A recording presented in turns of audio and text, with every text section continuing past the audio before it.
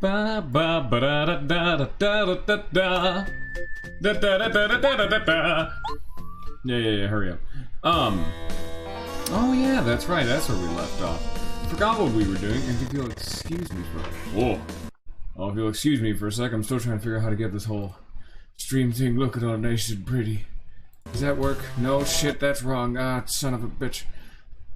It's the flossing castle, oh god, and that's why we do not allow Lollifant to say things. Oh, Jesus.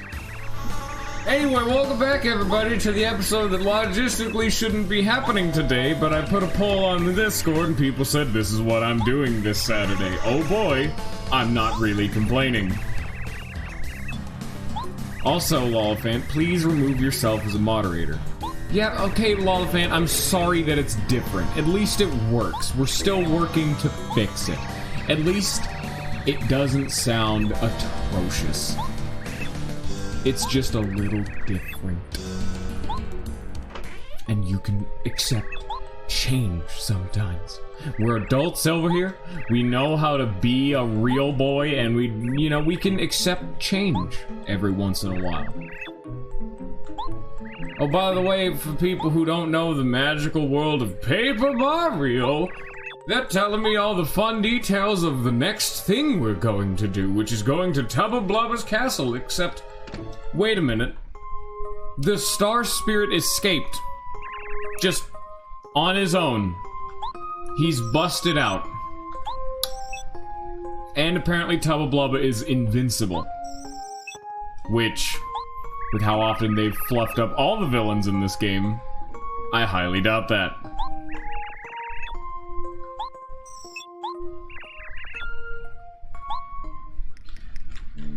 Ah, there we go.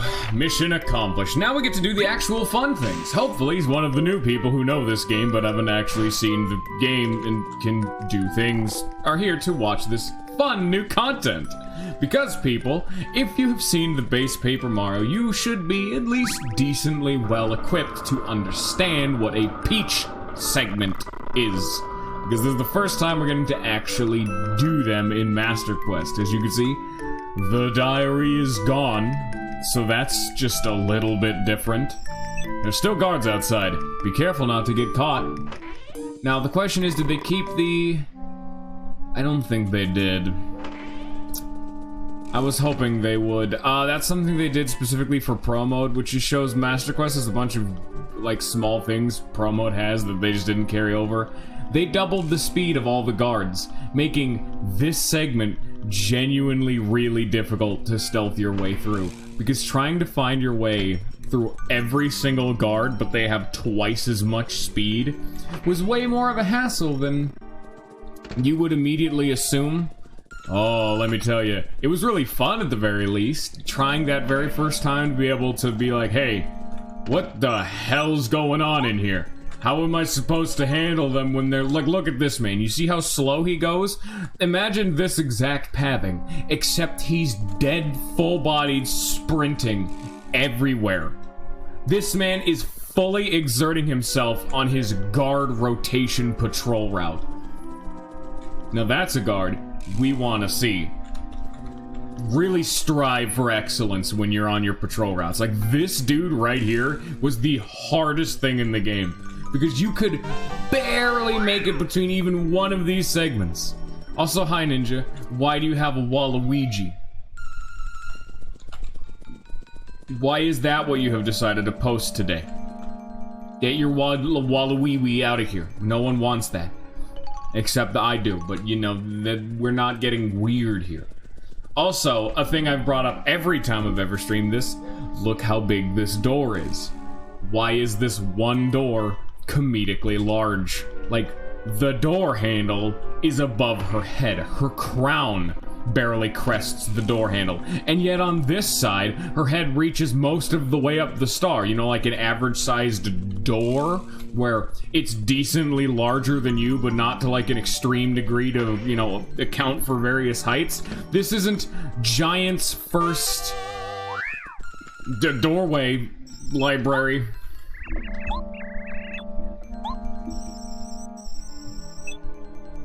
Oh, I mean, normal doors do have a standard size. A very comedic thing right there. For some reason, my my chatbot, instead of actually displaying your new or your emote, it displayed a random one, and it's a Waluigi emote. I was like, wait a minute, if he's confused, yep, that's a Grey Ninja emote. That's not a generic one. But my chatbot can't handle most emotes for some reason. And so instead of like actually displaying the emote, it will either do what happened with Lollifant, which I'm assuming that's what his whole Alpha Star thing was supposed to be. That's like supposed to be an emote, and he just didn't write out the term Alpha Star because that's what it shows in my chatbot and what I'm reading. I don't get to see I don't get to see the emotes, I just get to see the text. Or it gives us just a random emote that's not at all what that you put in there. I don't know what SIP is supposed to be. I mean, I do. You did post it in the Discord, but... Oh. Okay.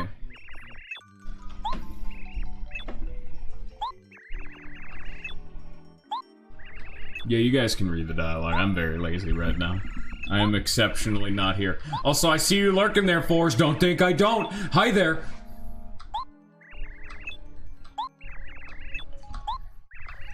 Who isn't... By the way, remember that life shroom in the top left, because we're not going to be able to get that until the end of the game. They like taunt you with it. Well, it's just up there in the top left. But a lot of the time when I see people come through this area, they forget to get it. Gasp. Also, I never really talked about it. Again, people who are new to Paper Mario, that weird box that I had just put both those badges in, and also why I didn't read those badges, is that is a magical box that supposedly, or as legend entails, if you put something in one side, it'll come out the other side of the box. Hello, Jin. Welcome to Mamar. Or Mamar. I would assume it's Mamar, because it's supposed to be Mama. I don't know why. It's just the Mom Star. And as we're about to see, it teaches you lullaby, so, you know, mothers typically lull their children to sleep, I guess. I can now make enemies fall asleep, I guess. Congratulations. But more importantly, the fact that not only do we have sleep on command built into the kit, but we also get another star chunk, so we can now use refresh twice in combat. Nice. But anyway, we now have two of these little dickhead McBastards freed. I do need to search for something, though. There was something else I wanted to show off. One final thing I wanted to really demonstrate before I moved out of the desert that I did not show off in the last episode. Yeah, it took me a while to actually fix, because I'm with you, Jin. A lot of people don't seem to notice when the chat box is stretched. This one took me quite a long time to actually figure out what was going on with it, and it's still not even perfect. Like, it's still a little big, so you can't fit as much text on it, but at least it fits. It took me a while to get that fixed. Yeah, that's the thing. You guys can't tell. Me and Jin can, and I just... Every time I rewatch the VODs, I'm like, ugh, it's so ugly. I could do that, yes. That'll have to be an in-between stream thing, though. But anyway, this is the new thing I wanted to show off. Normally, the desert is nice and round, but for some reason, this one screen has a path up north that's not in the base game. Like, this screen? Where are we right now? The desert and gulch are so similar. Both are hot and dry. And I would just like to see some water.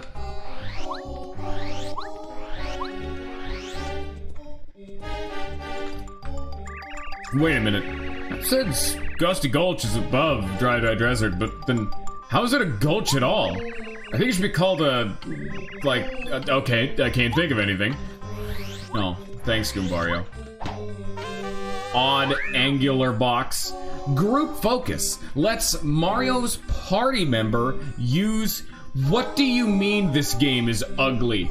This game was on the N64. For N64 standards, this game is gorgeous. I mean, this area, alright, that's a little more acceptable. This is a modded-in area, so it probably doesn't have the same level of polish. Also, we're in a fucking desert right now, and I can't get up there. That only makes sense that it's kind of ugly. Not only is it modded, but it's a fucking desert, of course. It's kind of what they look like. Now we're at the more base game stuff. For an N64 game, this game looks fine, at the very least. Like, I think this game looks good, because there's an art style to it. I mean, this kind of art styles and, like, styles clearly had a problem with limitations on the N64, but at least this looks like the kind of thing you could see as, like, Oh, okay, Jin has now lost all credibility. Oh, Jin has lost all credibility when it comes to being able to determine what things look good.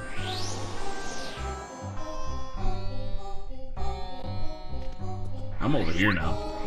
I kind of showed off the one thing I wanted to, but it was a small thing that they added that is similar to... The most thing I could think of was, hilariously enough, Dark Souls, but they've added a bunch of little area... Yeah, I would say Mario 64 for the time is a fine-looking game. It's artistically sound and it looks fine. Like, the game's just genuinely not ugly to look at. Even though the graphics are old, like, I cannot say the game looks bad. I've seen what bad games look like. The game is so stylized and colorful, it looks fine. At least they're going for something. It's totally colorful. It's way more colorful than a lot of the other times. It's a standard Mario game. It's super colorful. You're an artist. How do you not know what the fucking colors are?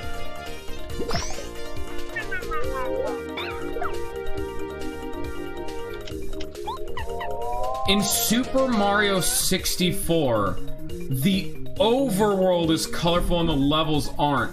Bob-omb Battlefield, Jolly Roger Bay, Womp's Fortress. Okay, that one's kind of acceptable. That is literally a fortress. But the deep blues and thick atmosphere of Jolly Roger Bay and Dire Docks, the beautiful cascading whites and blues of a snow-colored mountain, the fields and mountainside of Bob-omb Battlefield, they have a variety of colors. They're literally, quite literally, colorful. They all have a vast variety of different colors. Bob-omb Battlefield is covered in greens, browns, and whites. You can't get more colorful than that. And then there's blue of the sky. That's literally 4 different colors. It's easy.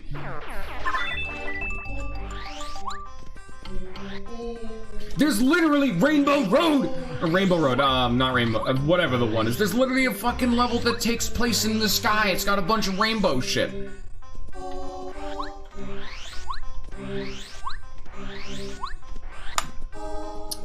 Also, I'm not able to click them, but I can just, as a man who has seen fucking Mario 64 not even 2 weeks ago. Yeah, that's a fat load of shit.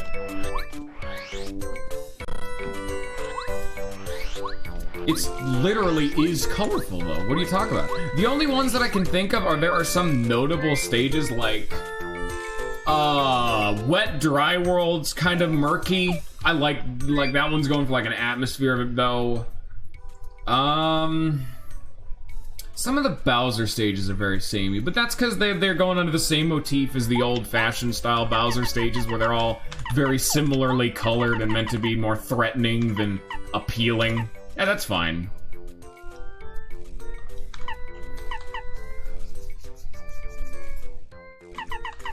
The game just objectively looks good. So... And I'm not even a oh shit, I never actually swapped my partner. I wanted to swap the Paracarry. We're just gonna not fight this for right now. Yeah, I mean, that's the difference in saying a game like right now, what's on screen looks fine. Unless you get really, really up in the meat of each of the textures and you start to... I said Luigi and he fought me. Did I save? Oh god, I hope I saved. Not only because I'm not prepared for this fight, but also, I want to see what the dialogue was. What did he just say?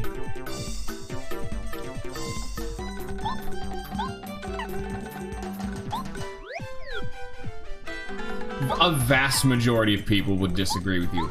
And I will say it's not the best looking game ever made, because of course it wasn't. It was on the N64. But to say that it looks bad is just wrong. Like, no one would say Mario 64 looks bad. It was one of the best looking games on the N64. It looks fine.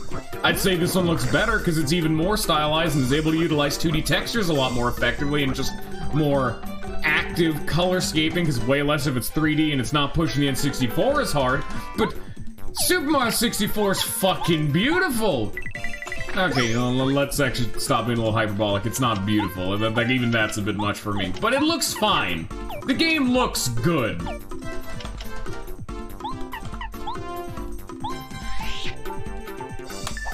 Bap.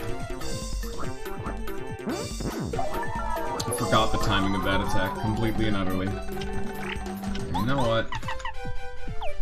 You know, we've already tattled him, so...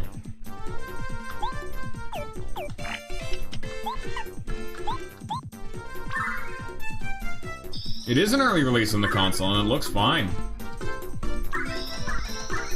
I'm not sure if Banjo-Kazooie looks better, though. I was actually just thinking, like, what's another comparable N64 platformer? Banjo-Kazooie and Tooie. But they all, like, generally look the same. They all generally look fine. Like, I cannot see a genuine fault in really most of the game's stylings.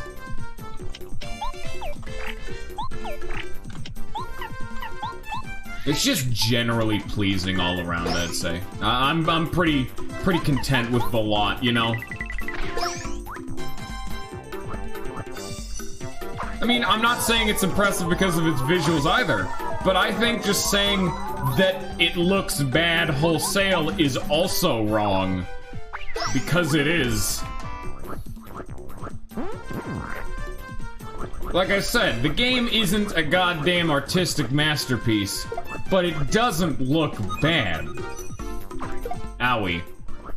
I was not prepared for that fight, and I didn't want to fight him. Game! Thank you, Master Quest! Oh, tell me I saved. Tell me I saved. Thank you! Now we get to actually see what that dialogue was. I need to go shopping. I actually forgot he was there. I seriously thought I could walk past him and come back later. Oh shit! One other thing I didn't actually also get a chance to show off because I kind of forgot is this. No clues to the ruins, yada yada yada. I say! The artifact looks important, here you go, because it's in the dry ruins, he's investigating the dry ruins, yada yada yada. And then he pays us with another star piece. Mario 64, like, it's literally just art. You're literally arguing if art looks good or not. There cannot be anything more subjective.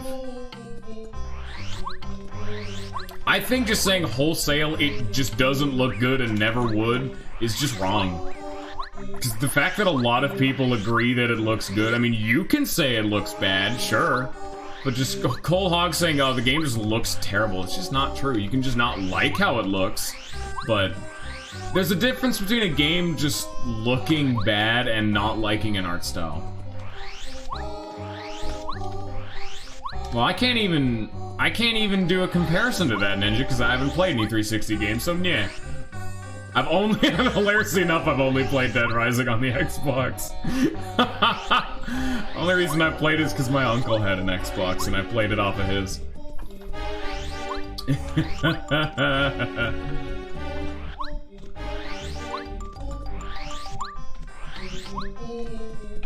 What's one of the best looking N64 games? Oh, I'm gonna ironically say Paper Mario. This game looks fantastic for an N64 game. Like, this is one of the best in my opinion. A lot of people would say Ocarina of Time, but that game is a lot more muddied than 64. Both of them were near launch titles, though. I like Majora's Mask's art style, but that's way more gritty. A lot of people don't like that as much. I like it, though. think it's a little more polished than Ocarina of Time, even though it's on the same foundation. This game looks genuinely fantastic, because this game is just art style. It's art style and all that good shit, because it's not pushing the N64 nearly as much as a lot of the 3D games. They can really kind of oomph up that quality just a touch. All of the general 3D platformers looked okay. Not great. There are definitely some stinkers. Like, most of them looked very okay. Not bad, but not great either. Like, off the top of my head, like, Bomberman 64, that looked okay. I didn't play very many platformers. What would I have on my shelf? Oh, fuck, they're packaged up. I would look at my shelf to see my N64 games, but they're in boxes right now. I don't remember. Yeah. Banjo-Kazooie and Tooie. The only problem is I can't say if they were good looking because I don't remember. It's been a very long time since I've seen them. I can only give my take on a game that I remember. I don't. I mean, I know I can, like, picture the games in my head, yeah, but, like, concretely? Nah. The only one I can concretely talk about definitively are games that I really remember, like the Bomberman games, Mario 64, this game. Because let me tell you right now, this is one of the top tiers. This one's fucking mint. This is a good one. Super Mario Paper 64, good shit. Also, another one that didn't look bad was Mario Kart 64. But that's only because they bullshit their way to 3D. That one was also pretty, like, that one was also near launch. I'd say that one was okay. That one wasn't too bad, but I don't think that one was great either. Yeah, no, that's the one that I have the box right here. Let me, alright, I got the box of N64 games. Let me haul it up. There's also SNES games. Pokemon Stadium. Okay, the Pokemon games aren't really fair. Those are just Pokemon models. They were okay. The only thing is that they reused a lot of the models for the modern Pokemon games. They worked. We have Mario 64, fantastic. Mario Kart DS, again, but they kind of cheated for that. Mega Man 64. Ah, fuck. That game wasn't great, but that one had a really good art style, but I can't really say Mega Man 64 because it's been a while and I never beat it. Vigilante 8. That's also been a long-ass time since I played that. Pokemon Stadium, another one, same shit. Banjo-Kazooie, Mario Party. God. The Mario Party models were kind of shit for some of the characters, but that was never the point. Mario Party was unbelievably vibrant. I would probably say Mario Party looks better than Mario 64. But that's also because it's cheating. Because it has very few models and a lot of it's 2D. There's another one of the Rush games. Those ones looked very okay because they were going for photorealism and all that kind of shit. In the N64, it kind of fell flat, but it didn't look bad. Smash Bros. 64, I can see it. I'm nostalgic for it. I can't give a fair shake of Smash 64. That's just genuinely not fair. Mario Party again. Yoshi's Story. Oh, damn. I forgot that was an N64 game. That's another heavy hitter. That one's all just style. Banjo-Tooie, and finally... Ooh, Kirby Crystal Shards. Yeah, that's another good one. Oh, should I have one more? What is this? Oh, it's another Rush game. Who gives a shit? So yeah, we have more than I remembered. A lot of the ones that I didn't remember too well, I remember being very okay, like the Rush games, Vigilante 8, Mega Man 64, but I can barely remember 64. But some of the other ones, like Yoshi's Story, Kirby and the Crystal Shards, the Mario Parties, those all looked fine. They look pretty good. But anyway, enough talking about, like, other games. I just dropped my shit on the floor. Where'd it go? I can't find it. Give me a second. In the meantime, who's ready for more quizzes? Ho, ho, ho! Get that on there, box lid. Hope you guys appreciate me leaving the mic, because that's the magic of what this mic lets me do. There it is. Okay. Shit. Ow. Okay, dude. Who's ready for more Paper Mario quizzes? Oh, boy. I'm not saying, like, I've never once said Mario 64 pushed graphics, except for the fact that it did, as it was one of the first 3D games and it looked fantastic for the time. But, you know. Quiz! It's everyone's favorite quizmaster, Chuck Quizmo! Wanna try a quiz? Of course. Then let's get to the. I'm not ready for. I am not in a mental state to do his bullshit voice. Who's even here? Fours? He's lurking like a son of a bitch. I don't know if he's a real boy. Ninja Lolfant. I think Jin fucked off. Yeah, Jin left, and Palcoin's also lurking. So we have like 2 people ready to do this. How many guards patrol the halls outside of Princess Peach's room? I think it's like Lolifant, and that's kind of it for answering these questions. So that's not nearly as fun. You saying 3 were patrolling? Let me see. Scrolling, give me a second. God damn it, Forrest, be alive. And we'll do 3. Oh shit. There we go. That's another cheeky one because they specifically say patrolling. There are 2 guards that are stationary outside of the upstairs door and Peach's door. There's a total of 5 guards, but only 3 of them are patrolling. Ninja's barely even here, and he's swinging for the fences. Question: how is Don Lovely related to Donlon? So Merlovely related to Merlin. Niece, daughter, granddaughter. This is another one of the things you'd never really know because who cares? A lot of these you may just get because you have to just randomly decide to tattle someone with Goombario, and you just randomly get information. Niece? Nah. Daughter? Nah. His granddaughter. He's an old fuck.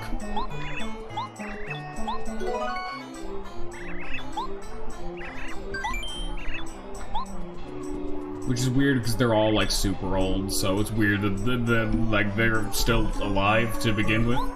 How many animal skulls decorate Dry Outpost? That's metal as fuck. But also, again, something you'd never really notice because it's purely incidental details.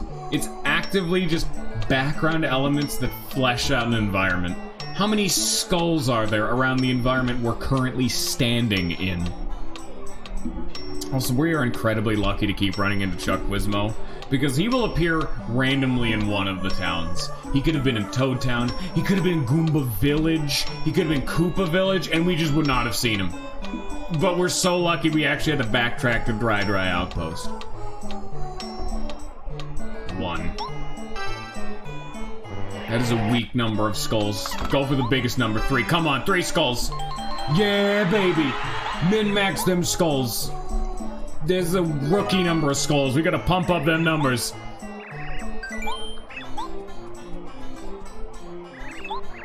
What is the name of my lovely assistant here? Vanity, Haughty, or Beauty? Again, I don't actually know where you get this information in game. I have no idea. Because you can talk to her 1 time in the entire game, but you cannot tattle her as you don't have Goombario at the time. So getting this information is a big question mark from me. Beauty. Again, T-pun, they're toads. Nope, it is Vanity. One of the ones I always remember. Just because that's such subtle information, and I love puns. So I'm like, yeah, alright, that checks out. Same with Nash T. I just always remember it. What have I got in my pocket? Hanses, string or nothing, or a magic ring. I think this must be a reference to something. I don't know what it is a reference to, but I think I've heard this in like the Impossible Quiz or something. Oh, bye-bye, Floors. Have fun checking out the VOD later if you care. Nighty-night. Oh, it's a reference to Lord of the Rings? Okay. Well, what's in his pocket?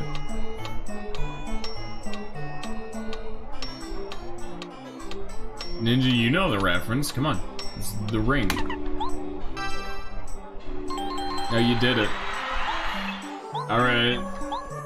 That's one of the ones you just gotta guess on, because I don't watch movies, and I don't read books, and I don't watch TV, and I don't play games. I'm a bit of a nebulous man who does not entertain myself.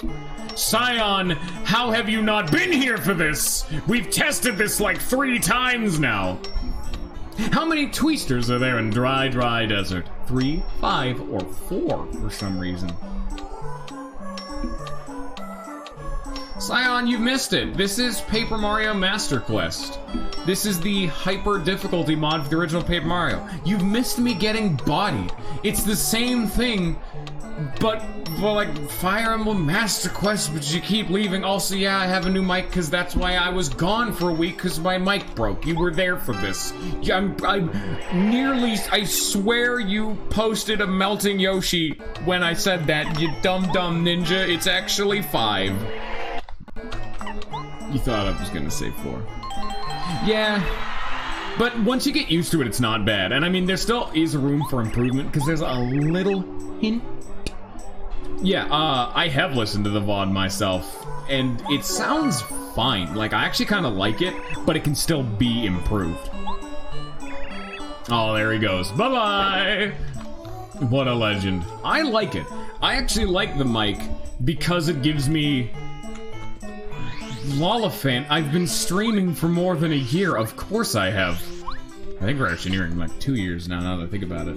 Yeah, it sounds fine once you get used to it. Like, it's a fine mic. And as I've been trying to say, there's still room for improvement. Once I move, I can throw down some noise-canceling foam, and that little hint of background noise will be cut out. Yeah, I mean, yeah, it is definitely weird as hell. You're totally right. Like, that did fuck with me, too. That's fair. Give me this. Give me this. Give me this. Give me one of these. Give me 2 of these. Give me one of these. I have too much in my inventory. What do I have in my inventory? Oh.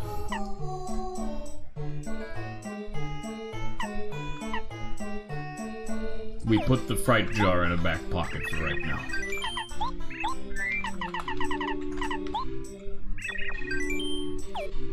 I mean, yeah, it really should be a stepping stone to getting a better mic, but that's seriously going to be a while. Because the moment I move, my life is going to be in turmoil, and my financial state might get even worse.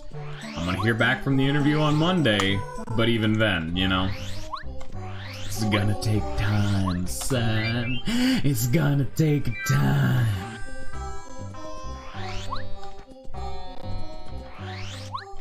So, Scion, for context sake, for the new shit that you haven't seen, the, you probably haven't played the original Paper Mario. A lot of people haven't. For context sake of what this mod does, aside from just being a challenge and content update mod, they've actually completely reworked how this desert works. Originally, this was just a vast, empty space, but this mod decided, hey, this was really boring, because, to be frank, it was.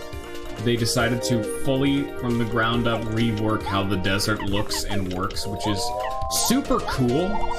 Like, it's now a vast maze of network of fun things. Ow. An important thing for this game, which is a lot of other RPGs actually started to use around the same time, is this game kind of revolutionized turn-based combat. Same with Mario RPG. Like, Mario RPG was technically the first, but this also helped along with it, is that the big problem with a lot of turn-based RPGs that a lot of people have is you're just sitting there doing nothing for long periods of time. Or once you've kind of gotten the fight down to a rhythm and the combat kind of mastered, fights become very basic and simple. But in this game, how they decided to combat that is every single fight is a test of skill, because every single method of attack and defense you have in the game is actually related to your skill. The better you do, the more damage you do. Like, for example, jumping, doing just a basic standard jump on an enemy. If I hit A right as I land on an enemy, I'll hit them twice. So, I hit A, and I get a second bounce, doing extra damage, and it let me actually kill that enemy. Otherwise, it would have been able to hit me again, making me take more damage. Or same with this one, hit A right before landing, and then the little knights appeared and I did 3 damage. And it gets even more fleshed out in the sequel to this game, but this is the main thing that keeps this game so enthralling, and how they're able to make truly egregious difficulty mods for a game like this. Because unlike other RPGs where if they crank up the difficulty too high, it just becomes a, well, time to grind for 4 hours. This is a, well, time to sit down and actually learn how to block all of these attacks. Because the other thing you can do is, right as you're about to get hit, if you hit A, like, within the second, you are taking damage. I think it's like half a second, actually. Like, I don't know the exact number of frames, but who gives a damn. You can hit A and you'll block, making you take one less damage, or in my case, because I have a badge, 2 less damage. So this game really heavily comes down to skill of min-maxing your own damage while minimizing the damage you take, on top of the standard RPG decision-making skills: when to heal, what enemies to prioritize, what badges to equip, and no, Ninja, I never did. And like in this game, you can equip a bunch of different things. Like, I have BP, or badge points, one of the things I can level up when I level up in combat, that gives me more badge points to equip badges. And then badges give me a skill. Like, for example, Hammer Throw. 3 FP, which is the mana magic of this game. You need points to spend to use abilities, etc., basic stuff. They used Hammer Throw. That lets me hit an enemy with a hammer no matter where they are, and it does 2 extra damage. Or Quake Hammer, that hits all the enemies on the ground and does piercing damage and stuff like that. FP Plus just increases my max FP by 5, or Hold Fast when I'm in danger, 1 less damage, so on and so forth. So, unlike other games which have typically very simple level up systems and equipment, this game combined the 2 together, where instead of having it be equipment like, oh, I'm gonna equip a new sword or new armor or whatever and just do flat out more damage, I can combine the systems where I can equip stat ups, or I can equip new abilities, or so on and so forth, and do a bunch of fun stuff like that, trying to plan ahead how to fight enemies. And you can fully shake up your build whenever and however you want. And that's what makes this game super replayable, and how they can do, again, such a high difficulty mod, because you have so many tools at your disposal. You just need to find not only the right one for the job, but be skilled enough to execute on that job. So I want to see what he says when I say Luigi this time. Hold your horses. Nice try, but you're not fooling me again. Oh. Okay. Thank you, Birdman. I hope you're appreciating it, getting shot with a shell. Like, oh, that's another good example. That, the hammer and that one I just did are, you have to hold left on the stick until the light goes on, and throw it like you're actually wielding back a hammer, you know? And then when the light goes off, you let it go, and so on and so forth. This one is a defensive action where I have to mash the A button to minimize my damage. A bunch of stuff like that. So not only is the game fun to play, lots of tactically, you know, innovative stuff that keeps your mind all flowing, but part of it is fun, seeing the new content that you're gonna be running into. What new action commands am I gonna fight? What crazy new enemy am I gonna be encountering? There's a bunch of fun stuff in these games. And Thousand Year Door just cranks it up even further. More badges, more kinds of action commands, more enemies. They added a new instance of the ability to defend yourself, where if you hit the B button instead of the A button, you can super guard, which is an even tighter window frame, nearly frame perfect. Like, you only have like a few frames to do it, but if you do it, you mitigate all damage you take, taking 0 damage. It's like a parry in a fighting game, but then you do a very small amount of damage back, or will reflect a projectile. There's so much both mechanical mastery and technical mastery to this game, which is why I'm like, yeah, Paper Mario, yeah, I did it. It's just a fucking good time. So good. Throw the hammer at him. Kick him with my big flying Koopa. You can also get You also, throughout the game, get a bunch of random Mario denizens of the world in your party, and that's so fucking cool. I love going on an adventure with a Goomba, or a Koopa, or a Paratrooper, or a Bomb. Like, that's fucking radical. Who doesn't want to hang out with a goddamn bomb? Like, let's be frank here, yes you do. Son of a bitch, I'm dead. Oh, I can never block that. Oh, Jesus. I'm trash.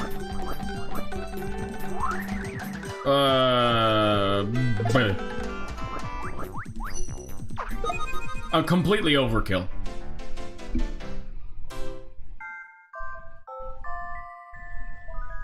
That's what I'm talking about. That's another thing that's really punishing about the Master Quest mod, is that there are certain attacks that will inflict a status ailment to you. Like if he hits me with that feather toss move, it stuns me for 1 turn. But if I block it, it removes the stun. So being bad at the game is even more punishing. Yikes. Gotta be careful. I want to do one thing first. I do want to tattle him because I want to be able to see his HP. I can actually show up what happens when I say Princess Peach this time, because we've still actually never seen that line of dialogue. And even more engaging about this game game has great comedic chops. Like, this is some random dude, like, following up on a wanted poster that Bowser put out on Mario. Because Bowser's putting wanted posters up, which is already a really dumb concept. But this dude's following through on it. Well, what's your name? Mario, Luigi, or Princess Peach? Princess Peach. Oh, he doesn't actually have the same... Oh, he just has universal dialogue. Okay. Well, the first time, if you answer Mario, he's like, oh, well, you're Mario. Okay, guess it's time to fight. Or if you say Peach, he'll go, wait a minute. Do you think I'm dumb? Princess Peach is being held in Bowser's castle. Dum-dum, and then, you know, he like, fights you because you're being a dum-dum and you're trying to, like, answer Princess Peach. But if you answer Luigi, Mario's twin brother, he's like, well, you do really look like the guy on the poster, but you're not him, so, alright, I guess I'll let you go. But Master Quest made him a sadistic bastard, and instead of actually having him consistently fall for the Luigi, on the second time through, they made it to where he'll wisen up and be like, wait a minute, I'm not gonna fall for that again, and you're forced to fight him, and this dude's really hard, and it's a bad time. Bat. Oh shit, I was expecting him to do the talon thrust, and he didn't.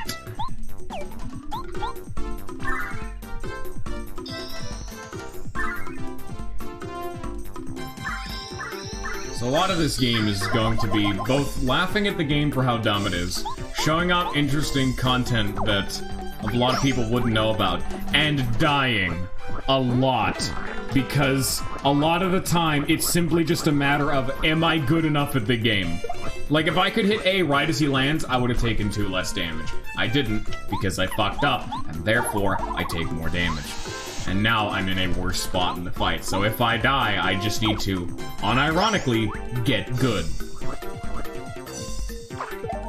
I'm so fucking bad at blocking that attack.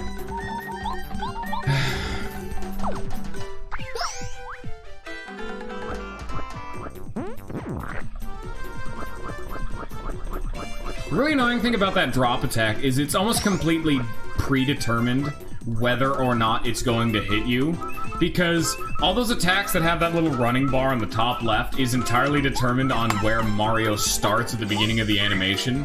If the little Mario that's moving left and right starts on the right, it'll end near the right. If it starts on the left, it'll end near the left. Meaning if it starts on the left, you barely need to push the A button, you'll get it every time. If it starts on the right, you need to have god-tier nigh frame-perfect mashing skills to be able to get even close, you know? But at the same time, they do have counterplay to that, to where even if you get unlucky and he's always going to grab you, you can still block. Like, you can still block right as you hit the ground. And that's nice, you know?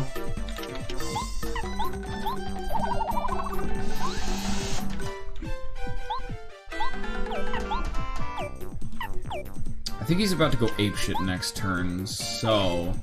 Instead of giving him the ability to just rail on Mario, I'm gonna do this. Take one more turn of damage. We'll heal next turn. You can see the Mario started on the left this side, and it ended on the left side of the bar, which is unbelievably easy to reach, you know? This is exactly what I'm talking about. And we top ourselves off, partially with 5 HP heal. And the next turn we unload on the bird. And hope I don't die. I'm not gonna kill him, but I'm gonna... Because once he gets to about a certain threshold of HP, which, fuck, I guess now I get to wait for another turn. Once he gets to a certain threshold of HP, he goes into his Phase 2 difficult mode, where after he does an attack, he will always follow it up with that feather toss move, no matter what. He'll do like 2 attacks back to back, always ending with the feather toss. And the feather toss can paralyze you, meaning if you don't block it, Mario can just never move again for the rest of the fight. So I'm gonna do as much damage as I possibly can before he enters that phase, all in one burst. Also, he has this attack, which means you just, it only does 1 damage, but it's 1 damage you can't mitigate.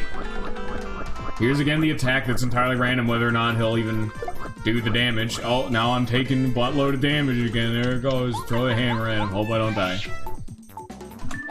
But 12 damage. Very much so hoping Paracarry will carry me to this W. He's gonna feather toss. I can't block it. He has such a long delay from when he reaches underneath himself to grab the feather to when he actually tosses it. And it keeps fucking me up every single time. And it started on the right. I have no chance. I'm dead. It consistently starts on the right, too. It to start on the left is rare.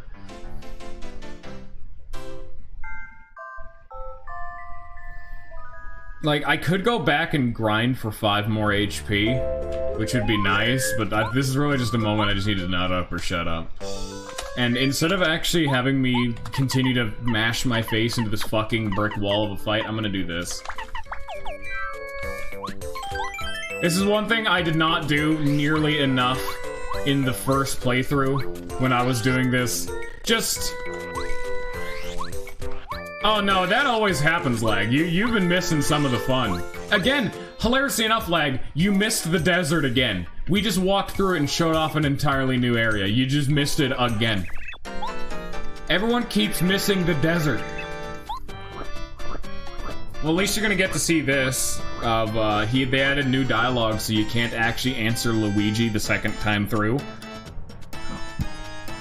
You can only fool him 1 time now. Luigi. Hold there, horses! You're not nice try, but you're not fooling me again. Yeah, now this is something I needed to do more of in my first playthrough, where I needed to just throw away the pride and just accept the fact that if I can't do it, what will let me do it? And I'll use the baby easy mode perk. There's the badge, Dodge Master. Like, you can see how much faster that meter filled up with me mashing. I was mashing at the same speed. That's what the Dodge Master badge does. That makes it to where whenever you hit an action command, they get easier. I can fill up more of that bar now because of Dodge Master. And on top of the fact that it makes each of your mashes more efficient, it, means you have a bigger grace period for actually hitting the guard command. So objectively, it is a, if you are not good at the game, here is a big baby mode answer. It's literally the turning the game's difficulty down. But, on top of it being the get good badge, it helps you mash better. Like, that doesn't help you mash better, it literally just makes you mashing be more efficient. Because I'm mashing at the same speed, but each time I hit the A button, the bar is filling up slightly more. Like right there, I probably would not have been dropped had I not had the Dodge Master badge.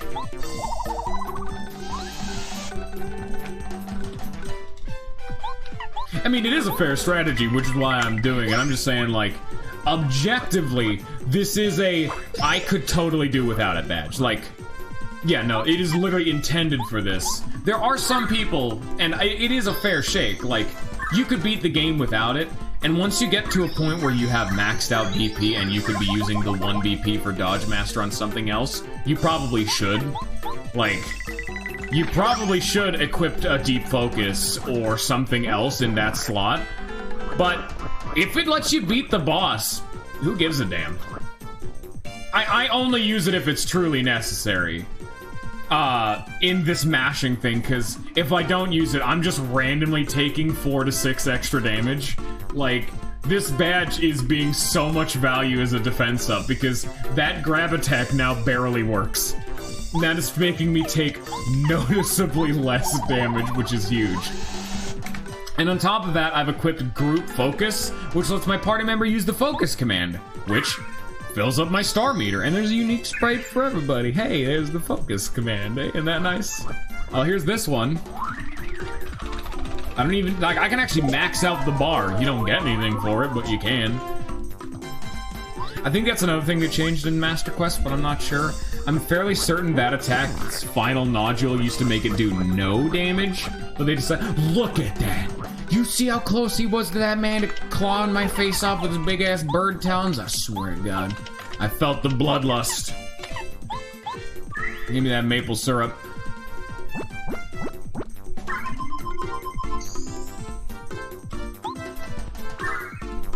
There we go. Next turn is death. And by that, I mean not death. I'm just gonna do a buttload of damage to him. Oh, I'm kinda low on HP, but fuck it. We have Dodge Master. I can handle myself now. I forgot to... Oh my god. So this is something that I actually really remember complaining about before. Deep or Group Focus is very nice because it lets your party member use the Focus command, but it's very, very annoying for muscle memory.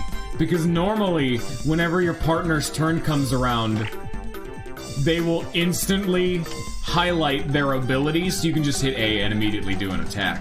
But with Deep Focus, it highlights the rightmost option, which is the Focus command. So, or it actually, in-game, it highlights the last thing you did, which is typically abilities. So, it's so fucking muscle memory to just hit A, because if you were over strategies, you'd open this menu and be like, oh no, that's not what I want. But with Deep Focus, it doesn't even give you an option. You click this, it's immediately going. So if you're so caught up in your muscle memory that you're trying to use abilities and I'm just hitting A to open that menu, and it's highlighting Focus, you've wasted a turn, which is what just happened to me right there. I don't even remember, like... It's gonna seem super weird, but I don't even remember what I did to accidentally get to New York or Goomba. Also, what do you mean, rip to New York or Goomba? There hasn't been a fucking Goomba on screen all stream. Oh shit, I'm a bitch. Oh, yeah, he can just double tap you with that too, ain't that fun?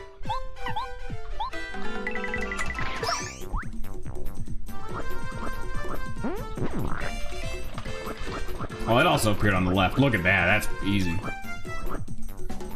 Dude, it's a paratroopa. Do you not know what a paratroopa is? They're a flying Koopa Troopa. He's our mailman from the introduction of the game, don't you remember? Don't you remember the deep lore of the very beginning of the game where we had a mailman? This is our mailman. Ooh! The shady character will increase these star points you earned. I just doubled the XP I got off a boss.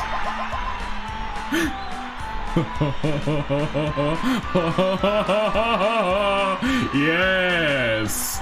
Very nice. So we're gonna increase FP, but then unequip FP plus. I got whooped! That is actually one thing that never appeared. I have a spell going on right now that'll randomly, in combat, make me do more damage, take less damage, or at the end of the fight give me double money or double XP. We have not seen it in a long-ass time, and it procced give me double XP on a boss. So first off, FP plus we don't need. Quake Hammer, re-equip that, and then... I still have Dodge Master and Group Focus equipped, but I'm just like, what else would I even equip? Yes, it's technically not a spell. It is, Vinny from the mob. Because that is one of the weird things that they've done in this mod, is they've made every single sage and wizard in this game a fucking mafioso who hires hitmen and random shady characters. And I don't know why. We've had 2 of them now. We've had all of the mages becoming mafiosos and leaders, or the dawn of the mob. And we've had Dennis Hopper as a boss.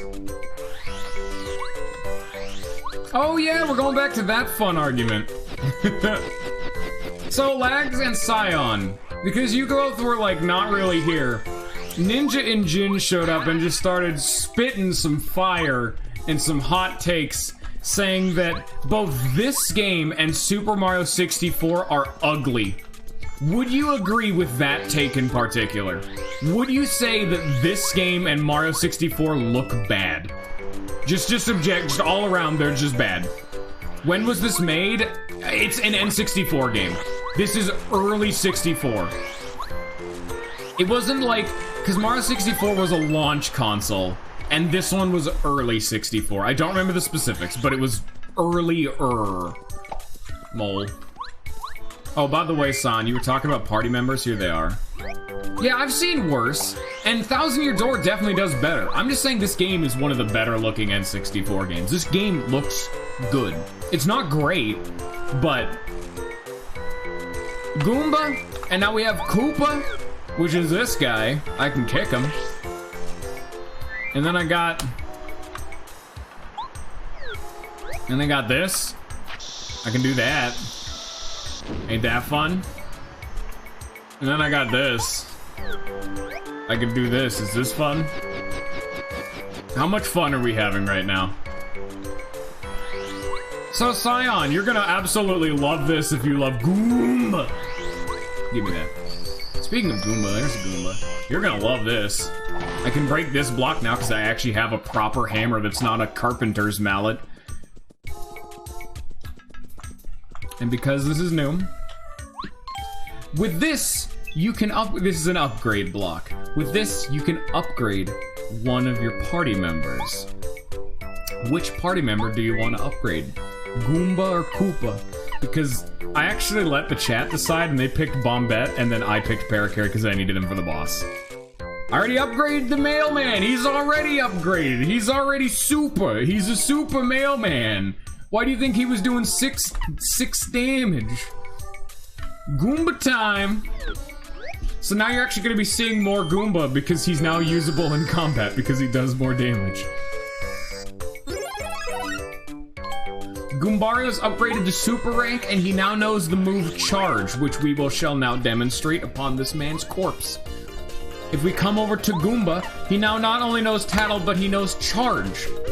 Charge attack power. It goes up by 3 damage. So right now, as we can see, if we head bonk, because if you remember, he did 1 damage, and then you hit A and he did 1 damage again. Now he does 2. So he does a total of 4 damage. He can one-tap these bitches. Owie.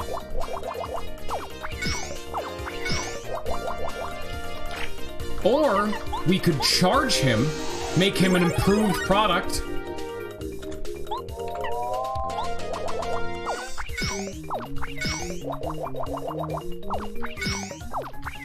So I upped his damage by 3, and that means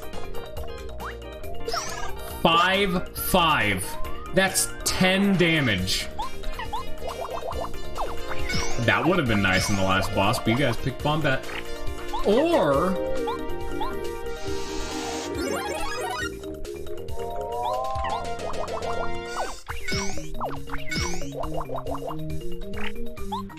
I believe charges, they just specifically made that in pro mode. Charges cap out at +6 damage. So I've gone +3 twice. So now we do 8, for 16 damage, which is more damage than Mario can do, as Mario also has a charge move, but because Goombario's hits twice, Mario can do 1 instance of 12, but Goombario can do 2 instances of 8. Oh yeah. That's a good time. So you want your big old-fashioned Goom? This man can now double for crit damage. It takes him a while, because you need to charge up for 2 turns, but 18 to the teeth, especially with bosses that activate a Berserk mode when low HP, is very valuable. And the best thing is, in my first playthrough of Paper Mario Master Quest, I did not upgrade Goombario. Nearly at all. In fact, he was the last party member I upgraded. Yes. Duplis is Thousand Year Door. But yeah, do defense act, that's a big problem with multi-hits. Because if an enemy has 1 defense, it's a flat -1 damage. So instead of doing 8-8, he'd do 7-7, which is only 14 damage. But the 12 instance is only 1 damage, so defense is only being factored in 1 time. So it would take the 16 damage down to 14, but the 12 damage down to 11. So its defense is more effective the more hits that are done, but defense is countered by piercing, the better option, or through 1 big burst of as much damage as you can pump out at a time. So I do need to ask a question.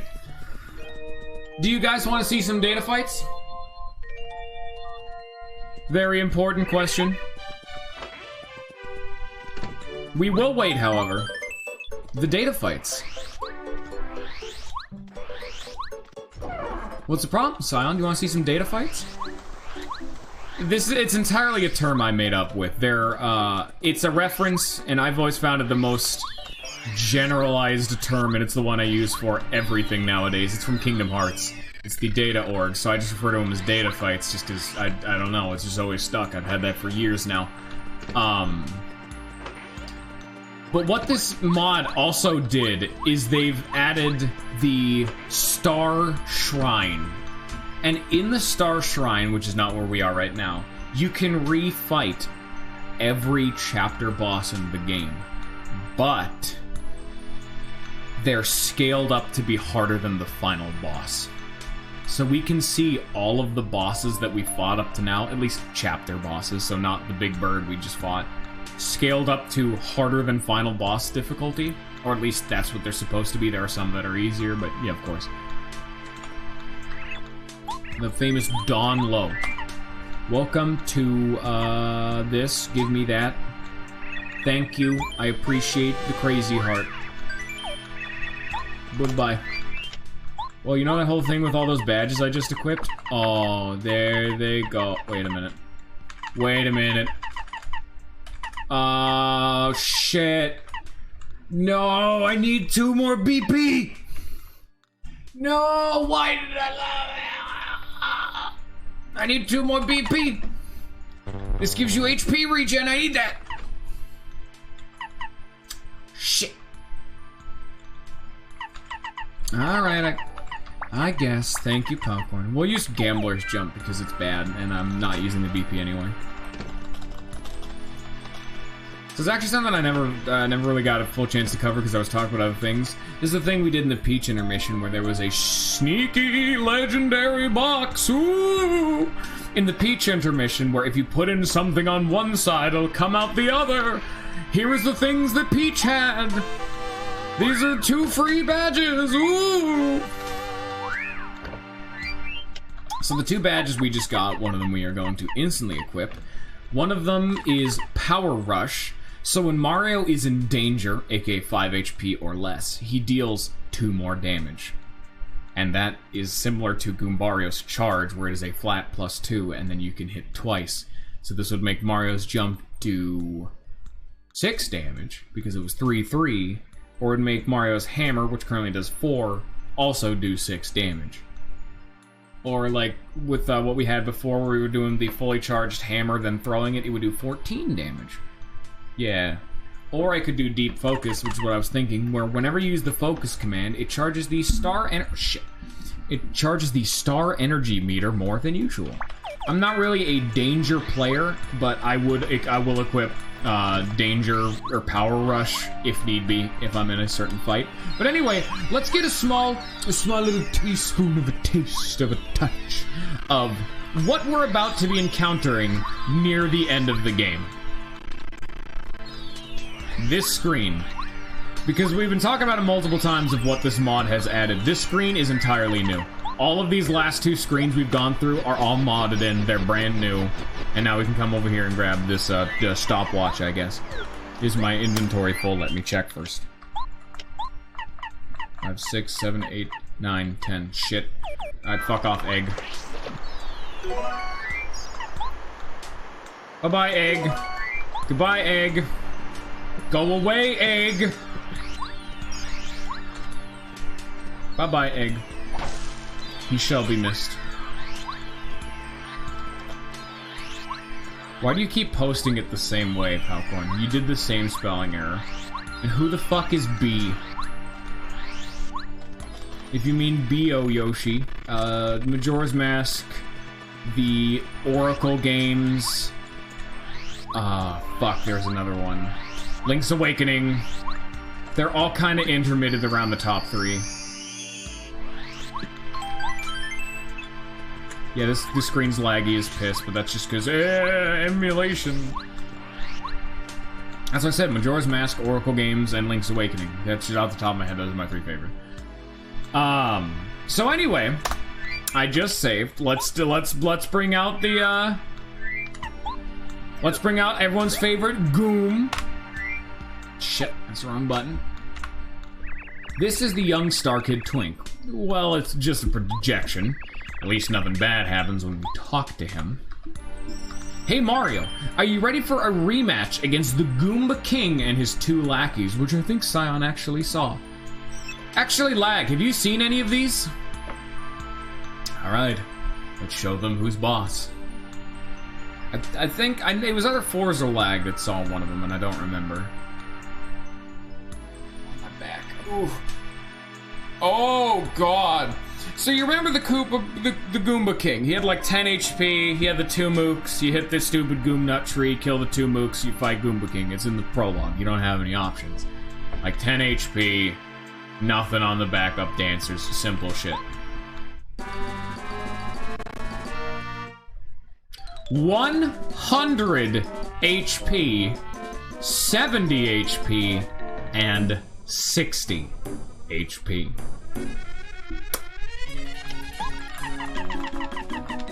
Oh dear.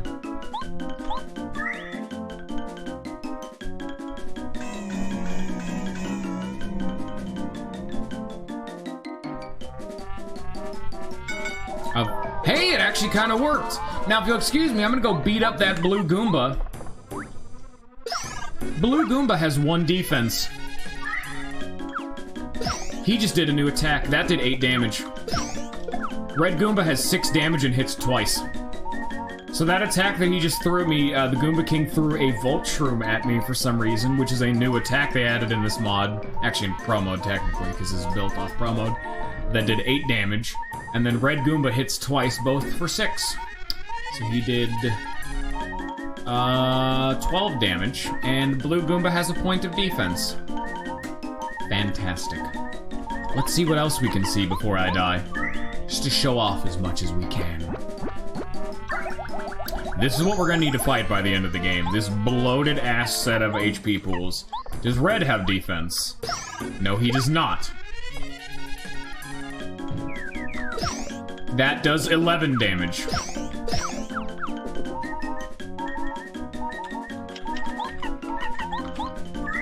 So Goomba King has an attack that does 8 damage, 11 damage.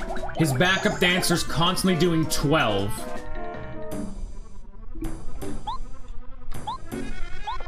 Does Goomba King have defense? No.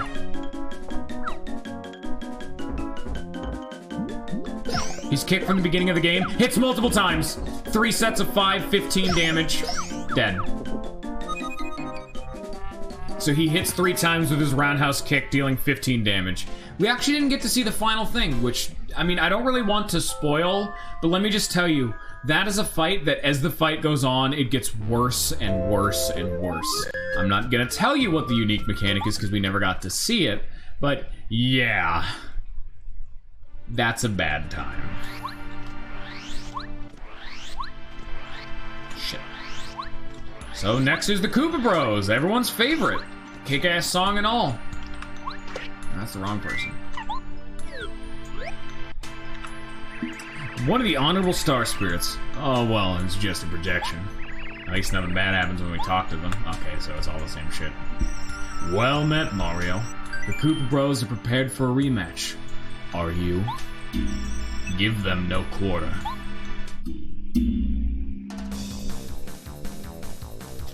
Oh, that's right. I never tattled them. Because I was so busy panicking that I was gonna die. This is Red Ninja Koopa. He's the Koopa Bros leader. It's pretty much just a normal Koopa Troopa, though. He's a little bit of defense power, but you can flip him over by jumping on him, just like a normal Koopa Troopa. Let's flip him over quick, otherwise the Bros may form a tower and do their famous spinning attack. I think all the tattle logs are the exact same as you would see them at the beginning of the game. 80 HP! Oh, that's concerning. Let's debilitate the one we have information on. Defense. He has more than two. He has defense on his back. That was new, by the way. Holy shit, that was super fucking cool.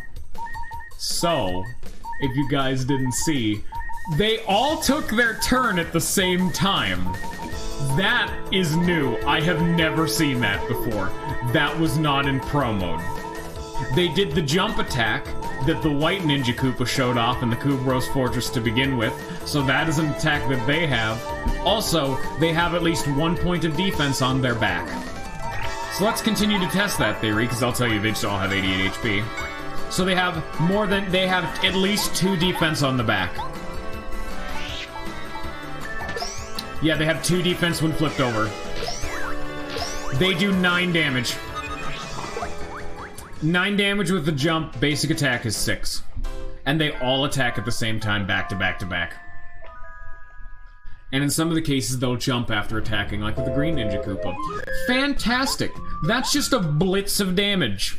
Oh, wasn't that fun? We also did not actually get to see the unique interaction they have. One of the honorable star spirits. Okay, and the same thing. And the boss we just fought at the end of the last episode. Good to see you. Would you like to try a rematch against King Tuten Koopa? You guys are going to love this one. So, what do you guys think it is? So, every single boss has a unique new gimmick. The Goomba King and the Koopa Bros have a very similar mechanic. But the Koopa Bros have a new one, as you've seen, where they all attack at the same time. What do you guys think the new mechanic would be for Tuten Koopa that is unique to him, that no one else has?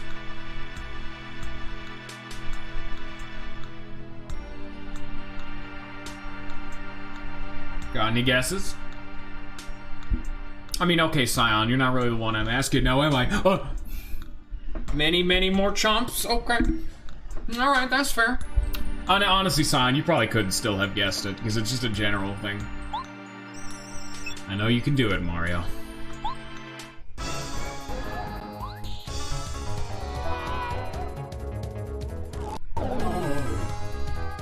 The Pharaoh's Curse will claim Mario in 13 turns. 120 HP.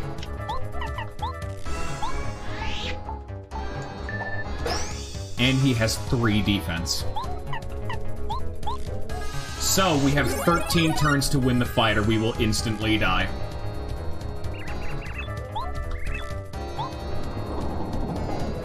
And he has 3 defense.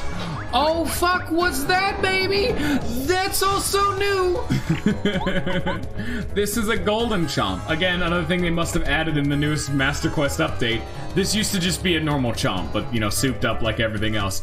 I do not remember seeing fucking Super Saiyan over here. That's new. This is a golden chomp. A chomp with a brilliant golden shine. Imagine if there was a light source. They have high defense and attack and decent HP. Very well rounded, these guys, huh? Get it? Just laugh for once. Usually these beef enemies are weak to shrink. I got the feeling they're weak to something else, though.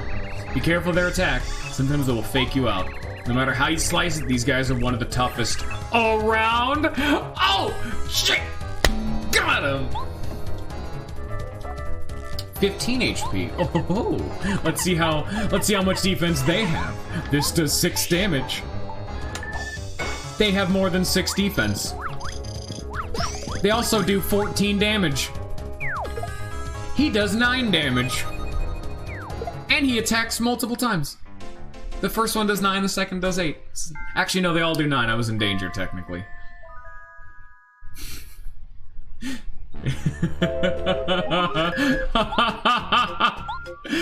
Let me tell you, even at the end of the game, you are not prepared to take that kind of damage. For context's sake, for people who don't know, the HP cap in this game is 50. So taking like 9s and 8s is a very solid chunk of your max HP. And you have to be near max level to hit 50 HP. The only way to go above 50 is to actively equip an HP plus badge, which is typically inefficient. And so then if you absolutely min-max for HP, you can go up to 65, I believe, but even then, that's still a buttload of damage. People busting out the 11s, 12s, 9, 8, 15 in the Goomba King case. That is big damage, no matter how you slice it. So that is going to be very fun when we get there, considering the fact that they also have a buttload of defense, so you either need overwhelming power to crack through it, or a lot of piercing damage. What do we got here? Same shit as before. Gambler's Smash. Oh, great. I guess Sleep Stomp, sure. Fuck it, why not, you know?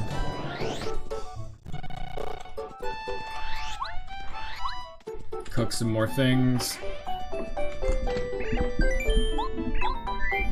Hope y'all appreciated the demonstration of getting whooped. Yeah, no, there's a very good reason that, on top of the fact that the GameCube is way harder to mod for, that they would probably have to just genuinely remove super guarding. The fact that people who are so good at the game can just mitigate all forms of damage kind of ruins all damage challenge things. Also, here's spaghetti. Cook the dried pasta, you get 10 HP, 5 FP. It's really good. I abused this a lot in my first playthrough. Because it's a rounded down version of what the Hot Shroom used to be, where the Hot Shroom was 15-5, this is 10-5. Not as good, but still usable. As healing items that heal both are way more efficient, because typically you're healing for HP, but you're almost never at full FP either way. So it's just a very nice investment.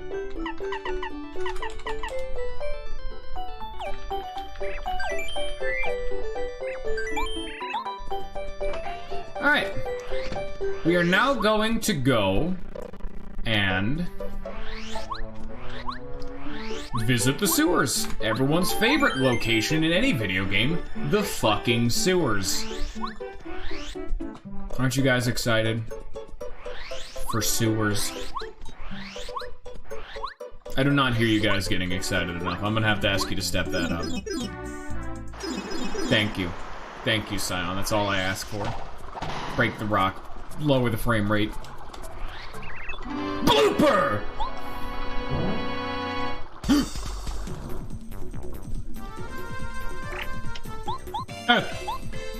Why was I walking around with Cooper? What was I doing?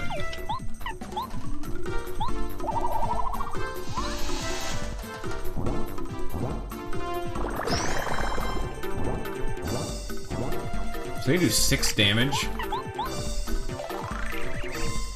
Yeah, Blooper looked pretty good. Blooper looking kind of good, not gonna lie.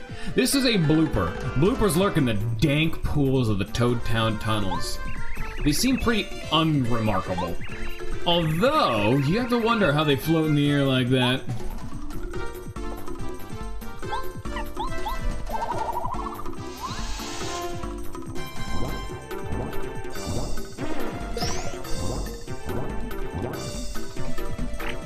So, I did say before, I'm saving all of these super bosses for when I beat the game.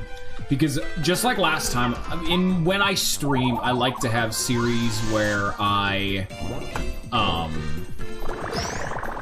like to, because I upload all these onto YouTube, I like to make it to where people who are just browsing around can go to one video to see all the bonus content. So I'm saving all of these super bosses for after I beat the game, or near around that time. So all the Data Orc fights, they will all be completed around the same time. The dojo, and one of the ones that I was talking about briefly is that there's a boss directly to the right of the introduction of the sewers. That's a blooper fight. But every time you fight Blooper, he gets stronger. And 2 of the blooper fights, one of the ones we're doing right now, are non-optional. You have to do them to beat the game. But the one to the right of the sewers is optional. So what I can do is I can save that one for later on in the game, as long as I just never go to get that badge. It would be fine.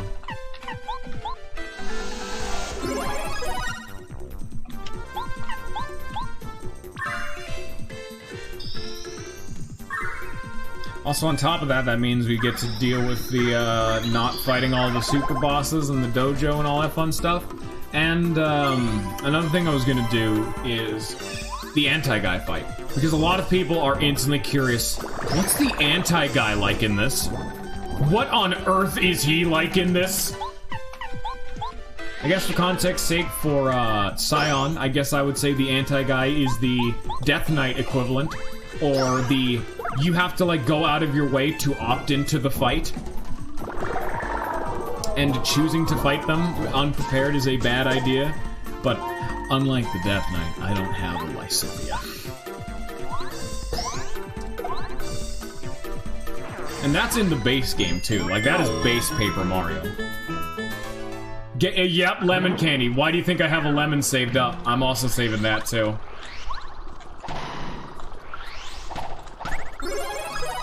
Yeah, my Lysithea is called a lemon candy. So we got ourselves 4 weirdo blue pipes. And this is the main point of the tunnels. It is a fast travel station, effectively. So we can come over here, use this, have a grand old time.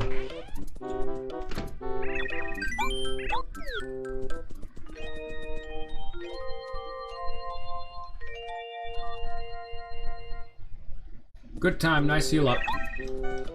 Thank you. That's why it's so important to try and go through and get all of the, star spirits, and, well, I mean, that's the main thing, but that's why it's so nice to get star spirits, is that gave me another egg section of star energy, let me use refresh twice in that fight, didn't have to pop a healing item, and I could just use the free stuff that I have on hand. Already know there's mail for this guy, give it to him. Howdy dowdy, your goon papa correct, name's Pear Carrier, I deliver letters, here you go. Because I'm also trying to 100% this game for a lot of people who haven't seen it. Or at least as much as I can, because the fucking Merly spell got turned off in this mod. So I'm gonna show what I can, of course. And if I miss something, well, fuck it. Thanks, much obliged, Mr. Postal Worker. Oh, great news. Fishing is one of my hobbies, and this is from a friend who's planning a fishing trip. I can't wait. Oh, sorry to pile work on you, but can I give you a letter? Is it all possible you deliver it to a toad named Musty? Yeah. He hangs around the castle garden. Would you guys be friends with a man whose name is Musty? That just sounds gross. More tea. There's very few named toads in this game, which is a dirty, dirty lie. Every single named toad in this game has the same name joke, where they ended off with the T. So Morty, Musty, Nasty, Vanity. All of them have this fucking joke. But the best part is, they came up with so many names that end in T, and they all work. Musty is a toad. There's only one toad in Koopa Village, so it's the inn toad. You're Morty, correct? Name's Pear Carry. I deliver letters. Give that one for you. Here you go. Another letter duly delivered. A postman's job is never done. Letter from me? Oh, it's from my wife. Oh, sweet. I love her so. Oh, pardon me. I got really wrapped up there. That wife of mine, she's so cute. She makes me crazy. Now, thanks for bringing me joy. Here, take this, okay? Oh, that's nice. It's nice to see a wholesome relationship. Give you all that warm, fuzzy feelings on the inside. So, Don Lon and Musty. So, here's the most annoying thing a lot of people didn't know about the base Paper Mario. Did you know there's an entire fucking side quest in the game, in a game that has almost no side quests, if you come in here and talk to this old fuck man? Welcome, young fella. I'm the elder of Koopa Village. Folks call me Koopa Coot. Hey, might you do me a favor? Okay, if you say so. Oh, how very kind of you. I guess the younger generation isn't so bad after all. Well then, young fella, I don't usually ask for favors, but, bullshit. Perhaps just one little one. Could you carry the book Koopa Legends from Colorado? I'm sure the new ass Colorado's wife should lend it. Listen to trouble, please, as soon as possible. I promise, young fella. Okay, here we go. Talk to Colorado's wife, which I think is just in here. Hello. Alright, my husband came over out of the blue the other day. He's already left off again. I need a book. Thank you. Do you guys like chores? That's what this quest line is. Because I like... Colorado's Strange Book. Deliver this to Koopa Coot. Koopa Legends. Strange book. It has pictures of shells and exercises. Firmer shells in 30 days. Is this clickbait? Hot Koopas live in your area? just put your credit card information. Great galloping Goombas, you're a lifesaver, Mario. So here's a small thing, another thing that people didn't know. What he set up there, great galloping Goombas, he's going to say something unique every single time you finish a side quest, and he never double dips on a species, and all of them are alliteration. Try to pay attention to what he says, as I'm going to be reading them out anyway. Because great galloping Goombas, haha, is the Goomba joke because there's alliteration, ho ho ho. But they're all pretty fun. This is just what I needed. To show my gratitude, I'd like to make a gift for this. Ah, don't you have to be so polite, young fella. Here, take this. 1 coin. Oh, what luck! You came at the perfect time, young man. Can you do me out of your way to do me another favor? Of course. Very kind of you. Lately, I've been sleeping poorly. I'd love a sleepy sheep to help me catch a little shut-eye. There should be a shop in Toad Town that sells them. We're about to hurry up and get one, alright? I promise, young fella. So, yeah. If you guys couldn't tell, welcome to the Koopa Coot side quest. Where, welcome to doing chores, the quest. Now, this is pretty much it. But, there is actually, like, just to cut out all the bullshit, there is a reward that's not 1 coin. There is one. This isn't even the right fucking shop. You slow down, man. Here, take my... Oh, it's lagging. Here, take one of my dried fruits. Thank you. 2 coins? Oh, shit, maybe. And just imagine the possibilities. He's a real taskmaster. If this game was ever on, like, Steam or some garbage, there'd totally be an achievement for doing all of Koopa Coot's bullshit. Because, let's be frank, it's a fat load of bullshit. That's multi-bounce, I really want that.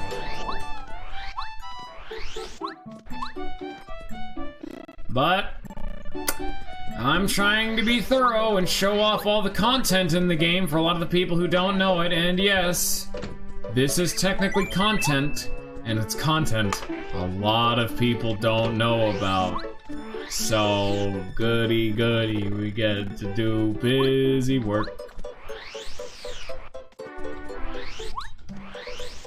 There's a few things I really want to do, though, in advance, because I do remember a few of the things he asked for. I think he asks for a life shroom, he asks for Koopa tea, which is you get by cooking a Koopa leaf, He asks for Koopasta, which is a fun pun name of it's dried pasta and a Koopa leaf cooked together, but we just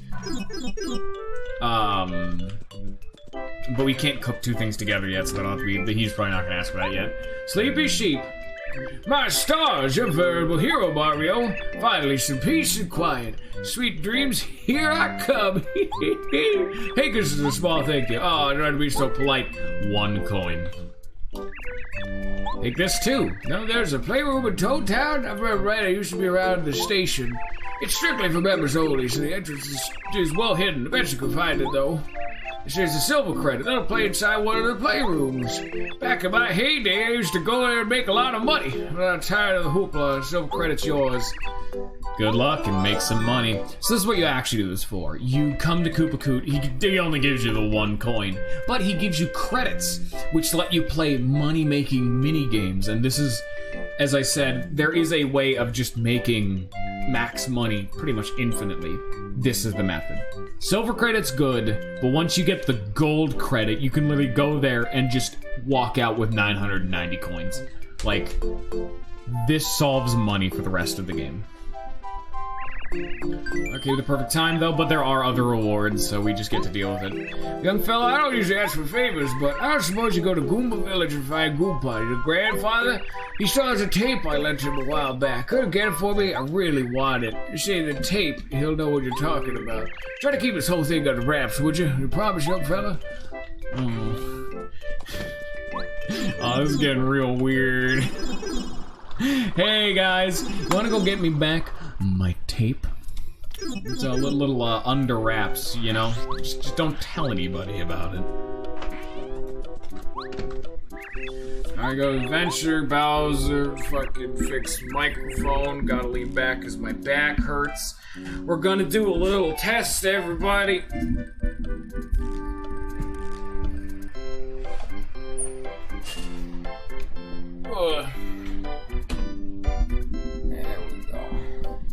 So how does it sound right now? Is the audio quality noticeably different? I do need to fuck with this a little bit though, but am I too far away? Am I getting echoey? Cause I need to sit back. My back's hurting. And this is as close as I can get the mic to my face right now. I'm back. Oh shit, is the mic shit? Okay. Hi Lolfant. Koopa's so long ago. Oh. Is it actually? One of you says I don't change, and one of you said I did change. Why are you like this? You are so very unhelpful when it comes to testing audio. No, I didn't fix the chair. The problem is that the mic can't go that far. I need it to recline. The problem is that I can't recline how I normally do. I have to go really far to be able to recline. The chair is broken, or else this wouldn't be a problem. Suffering shy guys, you're a real gent. Did Goomba complain? Take it as a gesture of my eternal gratitude. Oh, I know we had to be so flighty, young fella. Take this. Well, go ahead. Oh, what luck, young luck. Came at the perfect time. How very kind of you. Suffering shy guys. Well, the young fella, I don't usually ask for favors, but got a hankering for Koopa teas. Ah, fuck, I didn't get it. Koopa tea is made of Koopa leaf. Yeah. Actually, now that I think about it, I think he also wants a Koopa cookie. Or something like that, and that's that's cake dough. Cake mix mixed with the Koopa leaf, which makes a Koopa cookie. But that's another 2 things mixed together that I can't make in advance, so we just get to deal with it for right now.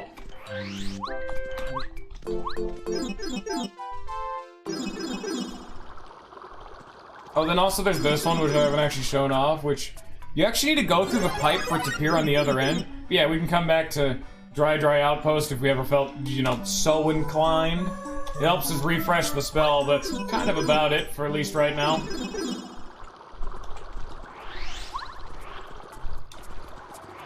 I haven't even been able to finish exploring the damn sewers. Because Koopacoot, similar to Chuck Quizmo, every time we finish a chapter, he will ask me for new favors. And we're just gonna have to deal with it. Gotta show off all that content.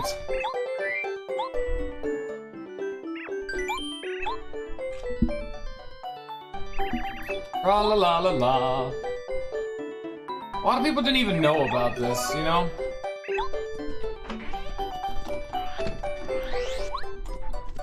A lot of, even less people know about the radio show, game show, like, puzzle side quest, but I don't really know how to get that started, so, and, who cares? That'll be a fun surprise for people to look up. It's one of the few things I'm not going to show off because it's not technically completion-based. Whereas this thing actually does give you quantifiable rewards that are tallied for 100%. The radio station side quest is not tallied for anything. Great growling gulpits! We actually don't know what a gulpit is yet. That's like a chapter, like, 7 enemy. Hey, growling gulpits! You defy comparison, Mario. Wondrous, excellent! Jesus, final Jesus, your saying I'll go. Who's on favor? This time I'll give you this special gift as thanks. Don't tell anybody, though. We've got a reputation to keep. 3 star pieces. So you do actually get good stuff from him. Like I said, you just need to do them in sets. I have a secret quest. You got the great Luigi's autograph. He's your brother, right? That young fella is truly super. Should have seen him jump. They should call him Air Luigi. Ah, man of culture. Ah, now that's a task I will gladly help out with. We're not even gonna get to touch Chapter 3 at this rate. It's just micromanaging a boss, and more of a mini boss, I guess, with the big bird. Doing just a buttload of side quests, because I'm just such a nice streamer. I just get to, you know, really fulfill all the audience's ravenous demands to see every speck of content this game can have. Clearly, I'm doing this for your sake. Thank you for the lag game. Loogie! Where'd you go? Oh, this is part of the reason I was talking about it. Badges collected, coins earned, star pieces collected, taste tea recipes. I'm not going for all of those. Who cares? Chuck Quizmo's quizzes, number of battles, first strikes, enemies first strikes, and who knows? But typically badges and star pieces I go for. And then it's not really tallied, but there is a finite amount of super blocks, and I'll be getting all those too. And then fighting all the bosses. What the? Oh no! He's in the floor! Well, I guess we're gonna have to wait for this quest. It's actually kind of annoying. Normally I do the Koopacoot quests as soon as I can, but because of this, I actually can't do that yet.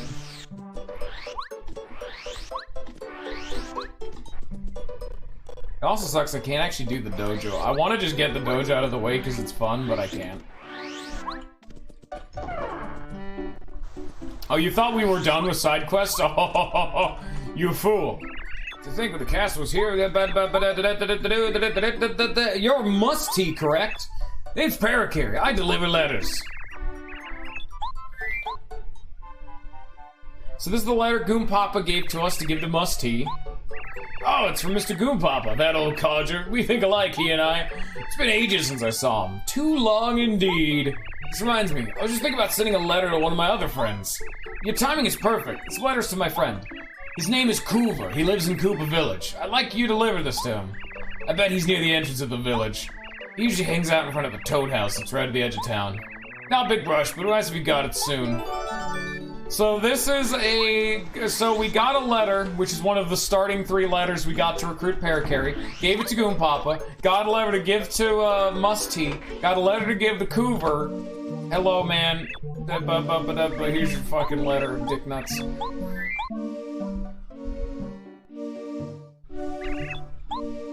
Who's it from? Granddaughter Dawn Lee. She's recently entered the family business. Oh, neat. Okay. Thank you for the star piece. Bye-bye. That's the one thing that's kind of weird about this game. Despite the fact that, like, a lot of the things give you star pieces, a lot of the time, like, you typically just set out, buy the 1 or 2 things you want for star pieces. Then everything that gives you star pieces is kind of way less exciting. Because you know what a star piece is going to get you. And if you're smart, you will have already bought all the things you want, which, oh, by the way, we're gonna show off what the silver credit does. To get this pipe to appear, you just hit the tree. It's super easy. Now we can finally go down this pipe from a while ago that I opened up and never actually went down. Hello there, Mario. Welcome to the Playroom. To play here, you need a member credit. The kind of game you can play depends on the kind of member credit you have. And I would assume a lot of people had found this room on their own, but could never find out how to get a member credit. Because the only way to get any of the credits is to do Koopa Koot's side quest. So, yeah, a little bit hidden. Per company policy, I'm required to inform you that save stating is forbidden. We can't stop you, but I'll lose my job if the...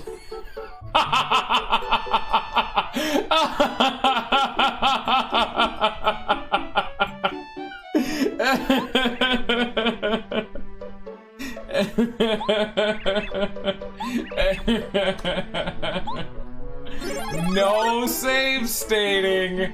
Huh, I wonder how he knows what that means. Part of the context for that is because one of the few things I saw when I was in the Discord was the dude who was making the game, the mod, I think his name was Thames, was talking about how he kind of just he was like brainstorming what to do about these mini games. Because the second one you get for gold credit, you can save state to get the maximum amount, which is 990 coins. And I was just thinking that I really like these mini games, and it's why I feel totally responsible using save states, because you can get infinite money in this game. It's not hard. You can literally just go to Goomba Town, get a bunch of Goom Nuts, cook them into nutty cakes, then sell them all. Repeat for an hour to get 990 coins. Or you could come down here, play one mini game, walk out, not even 5 minutes. You know? Like, I like the introduction of these mini games, not even because they're hard, but just it makes the process of getting money not a pain in the dick. But this one isn't the... Oh no, they totally changed this. This used to be the gold one. So, I'm fairly certain this used to be the gold card one. They must have swapped them around. Because they gave you access to this earlier on, because, as I said before, you gain access to more of Koopa Koot's side quests as you go throughout the game. It takes you a little while. You have to get a few chapters in to be able to get the gold credit, which normally takes you to this minigame, which is the one you can save state to abuse, as we will show off. Typically, I actually did just grind for money using the actual silver credit, the other minigame, and just didn't save state because I could just do well enough of the minigame to get money. I did that once or twice to get 999 money and just said, ah, fuck it. I've proven my worth enough.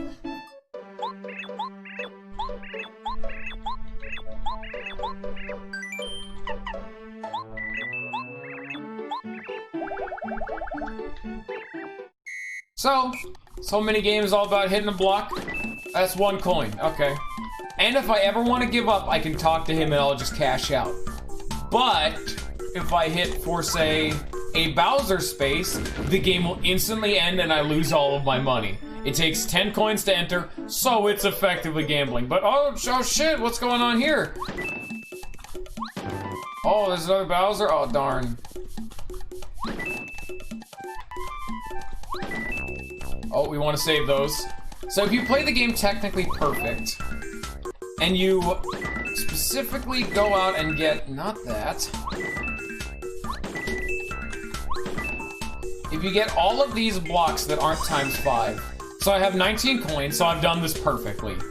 So I have 19 coins, which is the 5 5s, or the 3 5s and the 4 1s. Then we can hit the ×5 block. Now we have 95 coins. Another ×5 block, 475. And because it's a perfect clear, they double our money. Okay, so it's not 490, it's 450, but... There we go. And you just say don't play to leave. Is he pissed?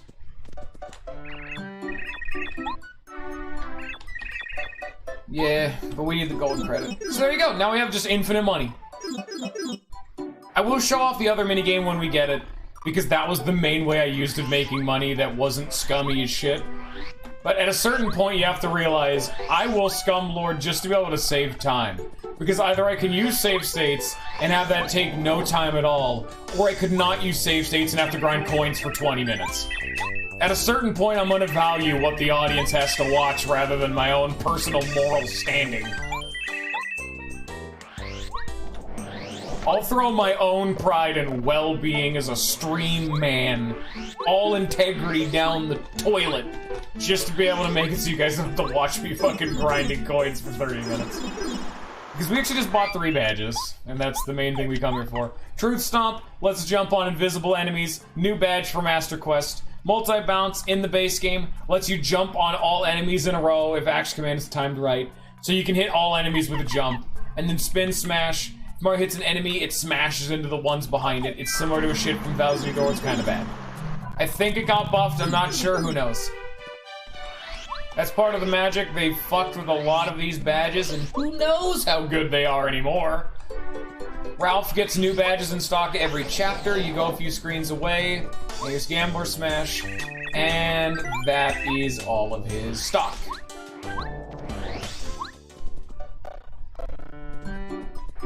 There we go.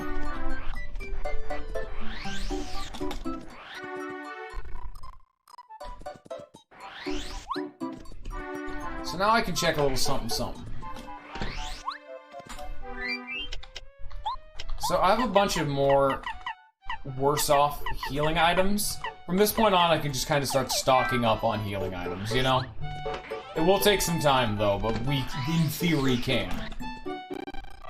Okay, so what do we even still need to do before we can go to the next chapter? I have Koover and Koopa Village. I got the money.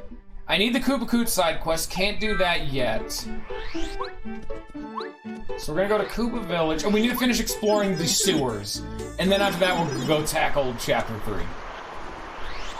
This is what happens if you play Paper Mario and want to actually do all the content. It starts actually taking a while being able to just invest in forward progression. Because imagine if I wasn't doing all this. Imagine if I had to do all this at the end of the game. Everything I'm doing right now, plus everything side I'm doing through the rest of the game, all tacked on together straight in a row, it would unironically take more than a full stream to get all this side shit done. That's why I'm just doing it interspersed. We gotta, it's a pacing problem. Either we have a bunch of highs and a long string of lows, or high, low, high, low, high, low. We gotta just deal with it sometimes, it's chores. Got a letter duly delivered, a postman's job is never done. Hey, thanks, you came at a good time. I was just about to send a letter myself. Hey, would you look at this? It's a letter from Musty. Two of us was thinking along the same lines. He's one of my fishing pals. I'll tell you, don't fish, you should. What a hobby. And to think I was just about to settle out all my fishing buddies about a trip. Once you have a good place set, I'll write about it back to Musty. So, could you send this along for me? No, thanks so much. It's a friend of mine who owes fish around Toadtown Port. He's easy to find. Thanks again. To fish mail. Haha, do you guys get the joke? Please inform me if you guys get the joke. I am waiting for a written response.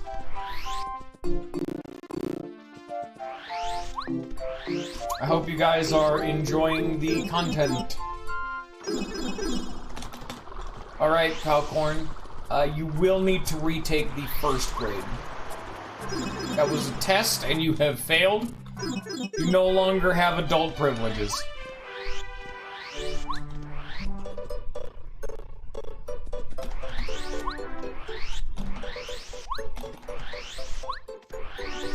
Yeah, that's why you gotta do it again. You did it wrong. Here's a part of town I never go to because it sucks. Here's this guy. I'm just not even gonna bother trying to read for him.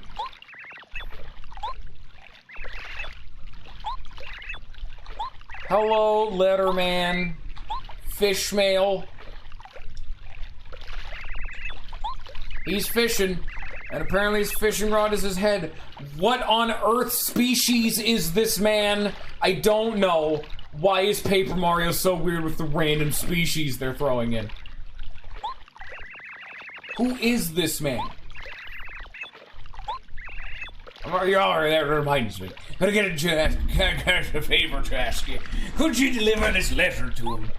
I am the Koopa Trooper who asked you to bring this letter to me. Hoover's the name. Yar, and take good care for the love of fishes. And now we have to go back to Coover. So, we have had Goon Papa to Musty to Coover to Fishmail to Coover again. And you bet your ass we're not done at Coover.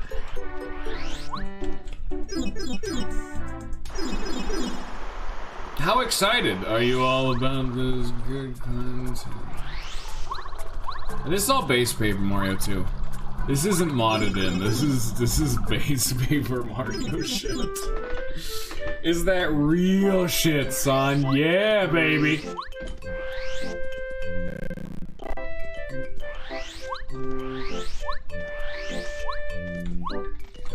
Howdy, Koopa. Here's your letter, pa.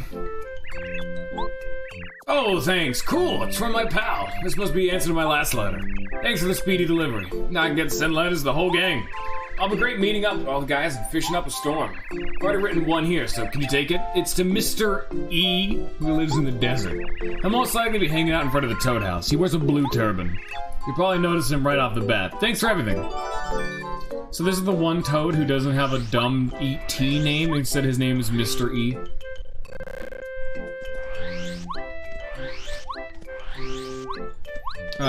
Smash 4, Breath of the Wild is butt, because you're trying to mod it.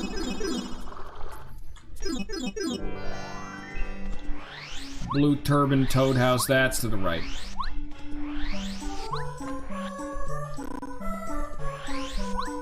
Blue Turban is this guy. Hello, Mr. E. This is a good joke.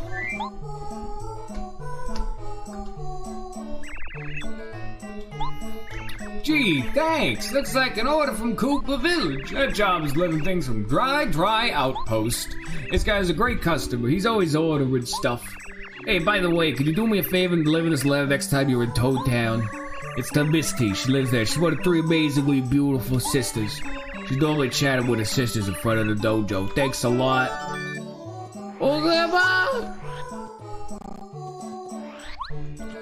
So, here's the real question. Do any of you guys actually remember where we need to go to progress in the game? Because this is 100% a test for you guys to see if you actually if you remember what the hell Twink said to do. As that was not actually dialogue that I read out loud. So this is actually like more of a prank than anything of the I'm testing you on something you have not been properly informed of.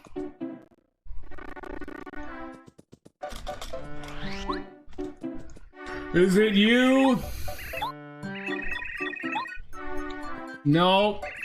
Is it you? No. Is it you? Yup. Misty.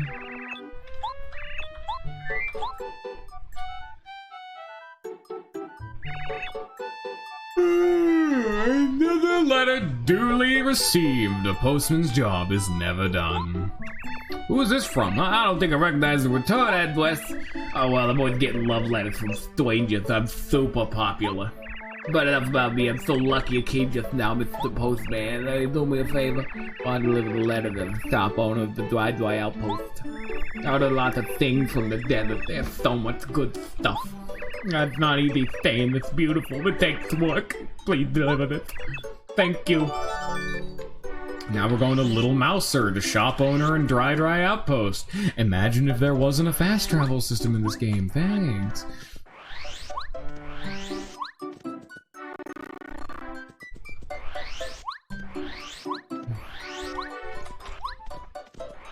I tried to title this about the stupid forest that I'm about to go into. The big stream title is all about forest and failure. Oh, well, we failed a few times. You know, I wouldn't really count the data, or we did fail to fight that bird like 1 or 2 times, but man, We have not seen a forest this whole session. I kind of forgot how much this game likes to explode with content.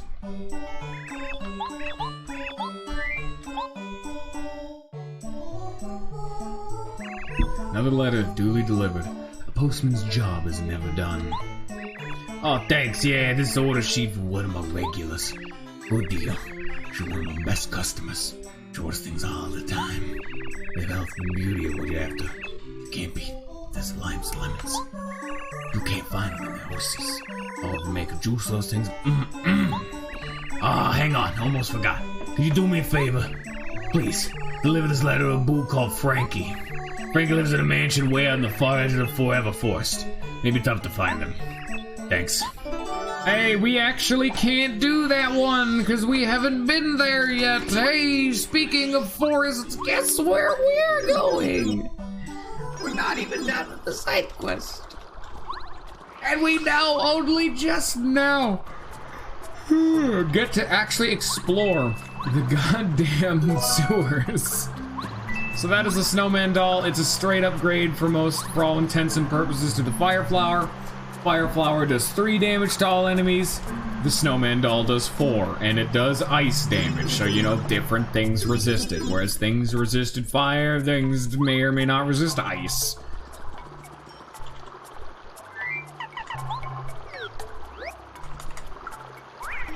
Bat.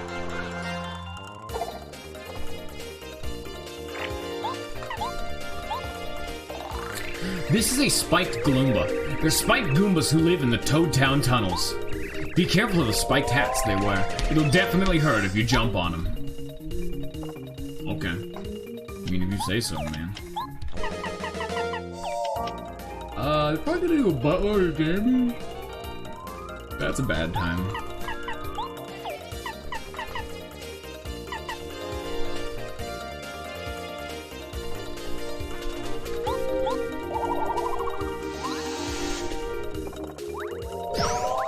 Oh yeah, they do a ball of damage.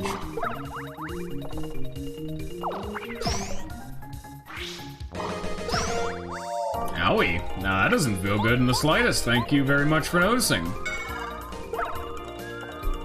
Yeah, I'm just dead if that just hits me, so I'm gonna not let that hit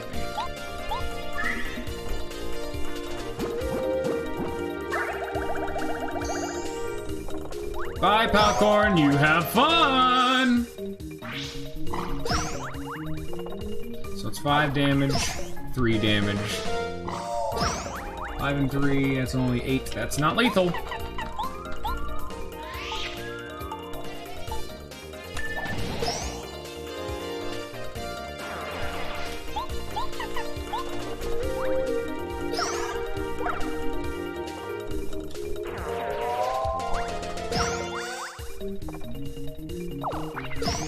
Oh, and then I'm also in danger. That did bonus no damage. Nice. I can also just start to pour items down my face. All that whole deal about conserving items is way less valid now that I can get infinite money.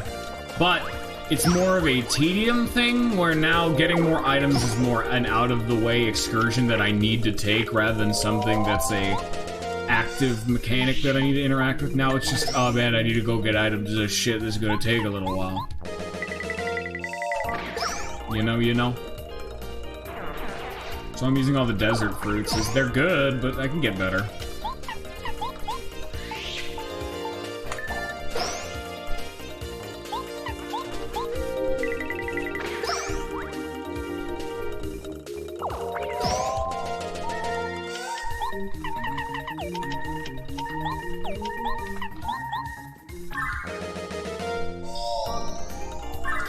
If items do still retain a very heavy value, though, as items are now way more expendable, badges like the double dip are exceptionally more useful, as the ability to use multiple items in one turn has greatly increased that efficiency and usefulness, I guess. Not really, like, 2 items in one turn is very efficient, but also is usable, because before using multiple items in one turn was kind of just overkill, but now that they're pretty much an expendable resource, that's just good.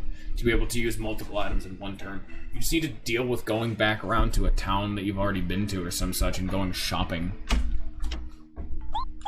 You got Power Smash, it's Power Jump but for Smash, etc, etc. Don't have a badge, I don't need Deep Focus. That's Spin Smash, there we go. I have a far more hammer-focused build for right now, but that's just because we have Hammer Charge. Hammer Charge is mint. Also, I don't need the refund badge anymore. That will be another badge. I'll just actually do it right now that I think about it. The only reason we had refund on before was because getting money was actually and unironically kind of tedious. But now that we're in this situation where we have infinite money, a badge that generates money doesn't do anything anymore.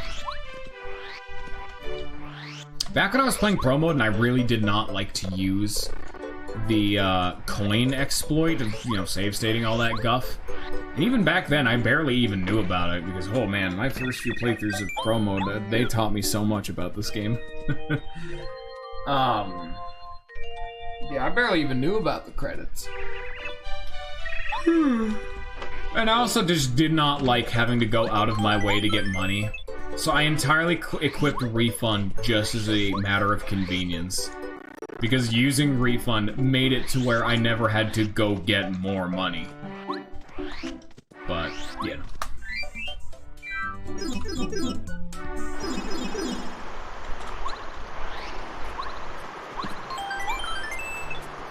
Two hours in. No chapter 4 in sight. That's a darn shame.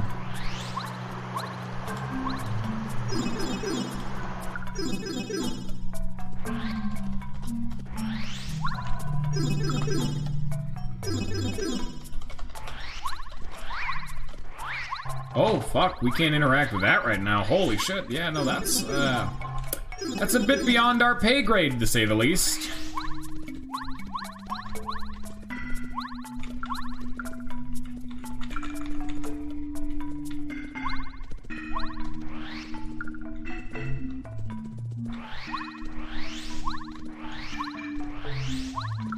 Here's one of the biggest sneaky secrets in the game you guys are gonna be all learned about. You're also gonna see something else brand new to Master Quest in Pro Mode. Not only is that a star piece, so that's more badges and more tools for our wheel horse, but if you actually ride this platform all the way up, secret. Ooh. And new enemy. Not in the original Paper Mario, you could never fight Boos. A common enemy type in Thousand Year Door, the original Paper Mario 1, the one we're playing right now, you couldn't fight Boos. This is a Boo. Man, I thought these guys were friendly, but I guess you could say the same about Goombas. Anyway, these guys go invisible and launch sneak attacks from the shadows. I don't think we can scare them off or run away easily. Yeah, I'd say we're in for a real fright. Get it? These things are also some of the most annoying enemies in the entire game for one simple reason. Other than the fact that the game lagged at the perfect time, they do not have a consistent tell. They will just seemingly randomly uncover their face. Is that a spider I just saw? Whoa, whoa, whoa, whoa, whoa. I just saw a little bug. Where'd you go, little bugaboo? That is a spider. Oh shit, give me a sec. That's a little poppy bastard, huh? Damn.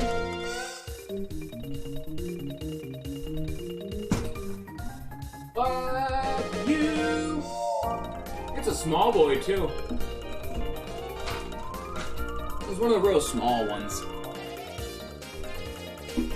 Not like baby spider, that was just tiny. He's dead now. Officially no longer my problem. Let's fix that audio quality, shall we? What was I doing? I was too busy overcome with death and destruction. Where did I I'm dropping things! I'm losing composure! Help me! Help me! I can't find myself. Alright, there we go. I've lost all common sensibilities. Lost my place in life. How do I play video games?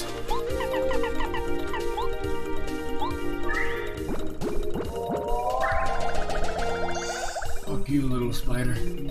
Do not live in an old house that's kind of annoying because there's a bunch of little tiny cracks and divots all around the building. They just let little bugs in. It's very, very annoying. Bonus points for the fact that both of the windows have the most noticeable amounts. And the screen door on one of them isn't installed properly, so that also just happens to welcome aboard all kinds of random outside vagabonds and degenerates. Thank you, the house.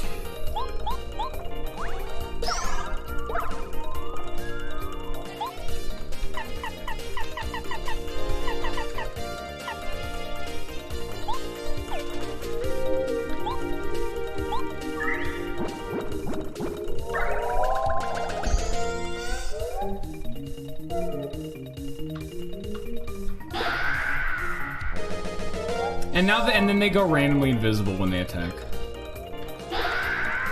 Fuck, I don't know the tell for those bastards. They don't even seem to have a consistent one. And now because that fuckman's invisible, I can't even hit him anymore. It's just not even an option I can do. And I'm out of healing items. Pretty much. Because they do 6-12, and then the swooper does a buttload of damage, and by that I mean none. I don't have Truth Stomp equipped, and even if I did, I'd still die! Put him to sleep. I'm so mad. I had this all planned out about the fact that, you know, I'd like kill him when I killed him. You know, when you strike the enemy, they have a tendency to, you know, die. Sorry, dum-dum. This enemy randomly goes invisible. Fuck you. Oops. Get fucked.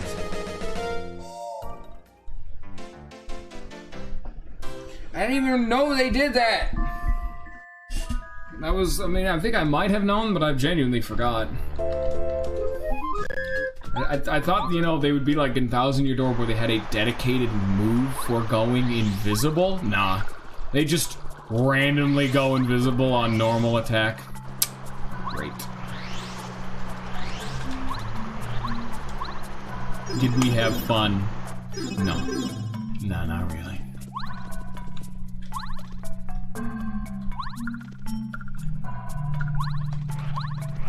I mean, we didn't really lose all that much progress. I'm just not going to fight that ghost. Also, another part of the problem was the fact that I took a bunch of extra damage because I was too busy inflicting murder upon a lesser fortunate creature.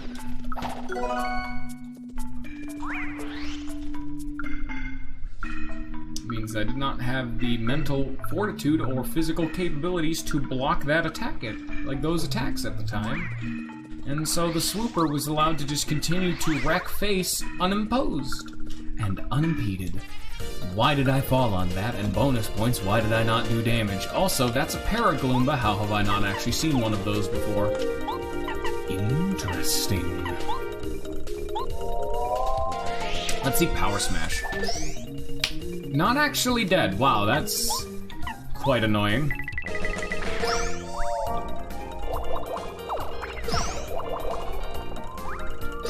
At least we're still getting to see a new enemy, that's fun. As annoying as it is to just fight Rando, Joe Schmo, Dumbo.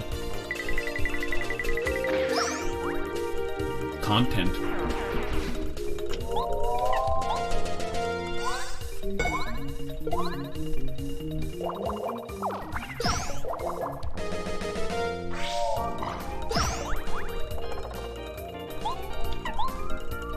Hey, thank you, Mr. Random Stranger. Damn, they only have 2 defense. You can just punch right on through that, no problems.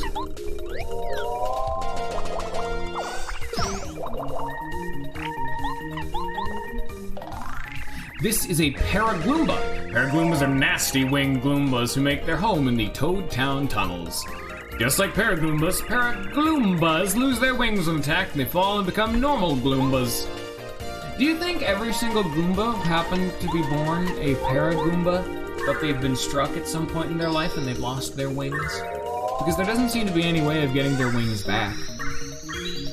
Can you imagine being so unfortunate as to be born with wings only to lose them on birth, so you never actually got to experience the joy of flight? That's true suffering right there.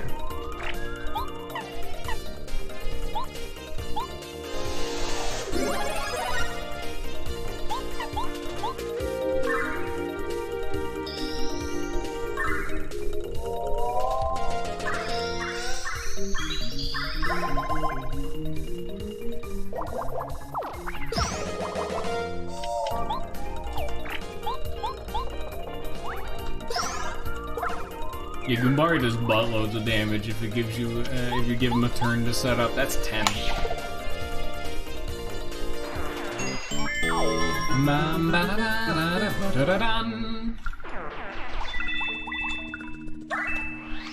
Hey, upgrade block. I'm trying to think, like, do I want to use this? Because that was something I liked to do before, where I would save the,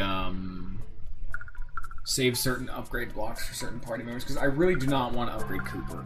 He's not as good anymore. His main benefit was being able to hit multiple enemies. Now that I have multi-jump and Quake Hammer, it's less relevant, and I have an upgraded Bombette anyway, so I will just expend more FP and not have to upgrade him. And instead, I can save this for, frankly, way later in the game, because there is an upgrade block just after our next party member, and I'll just use that one. Whereas that upgrade block can be saved for a party member I'm not actively using right now. That seems just like a good idea. So at the end of the day, all of that was a massive waste of our time. But it went to show off what's over there, and that's all that we needed to see.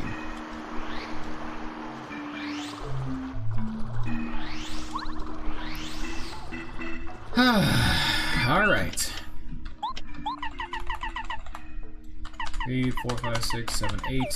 I only have 8 items, but I can guarantee you that I'm going to be getting more items throughout this next dungeon. So I'm fine.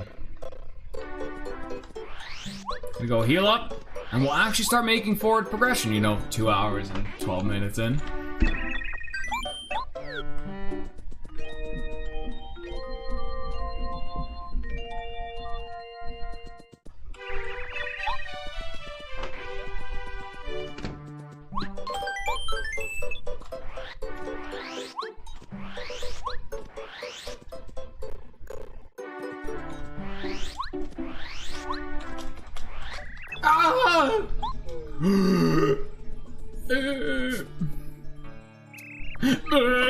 Just a ghost passed right in front of me. You saw it, didn't you? I don't know what you're talking about, bro. No, you must have. It's over there. No, the other way. Oh! It went to the forest. Sometimes the only way to have fun is to go way over the top. We're going to the forest to see what's going on. I'm ashamed to say it's my job, but I can't go. I'm too frightened of ghosts. Who gave this man his job? But please, I'm begging you. What's in here, huh? Huh? What do you got going on in here, huh? Huh? You hiding secrets from me, huh? This is Toad Guard Path of Forever Forest. He looks timid. Isn't that a bad trait in a guard? Not only does he scare you, he's especially afraid of ghosts. Seeing as Forever Forest is supposedly haunted, he must be completely freaked out. Do you not see him violently shivering? His name is also Feisty, which is also very comedic. Oh, this tree is floating slightly, as trees are known to do.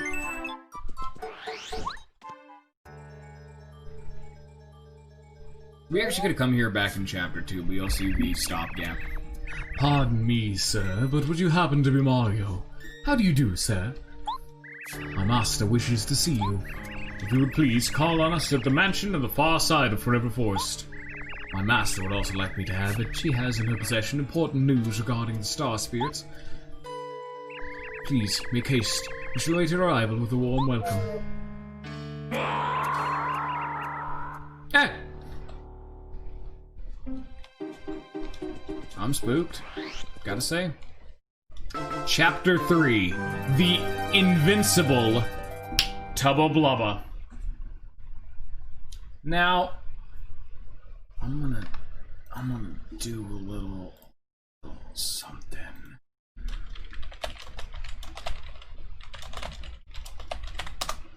Don't worry about this. Nothing's going on. It's okay. There we go. That's the one. Okie dokie.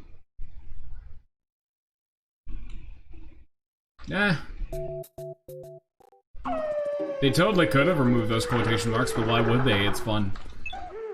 Forever Forest and Toad Town. Let me just... there we go. So the whole gimmick with this area, for those of you who don't know, is this entire area is indicated by a fallen tree in the road. Wonder what that's all about. That's not base game. Better walk around.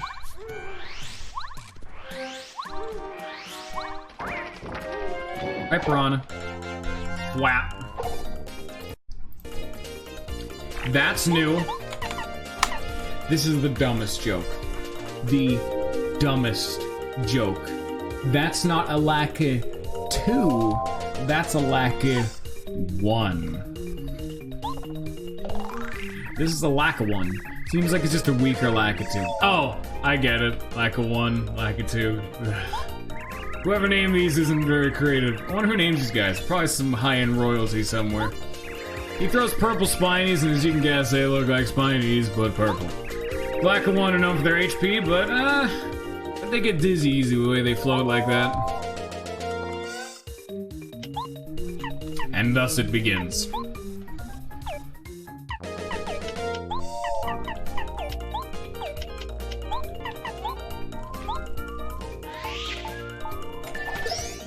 Fuck you, Piranha Plant. Apparently that has set less than 7 HP.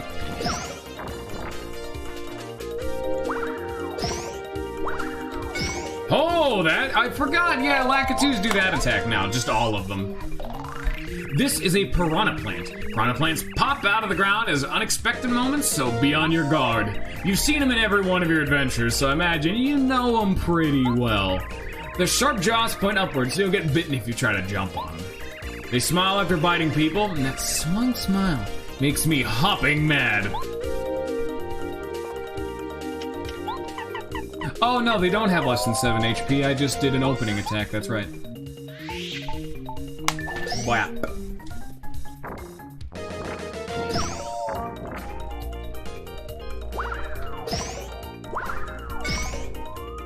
Fuck you, and come over here, smack this guy.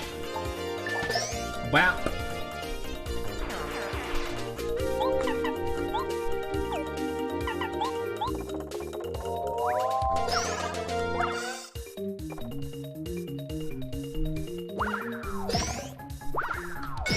They're not even spawning new spinies. They're literally just throwing, just throwing them. You know, they chucking.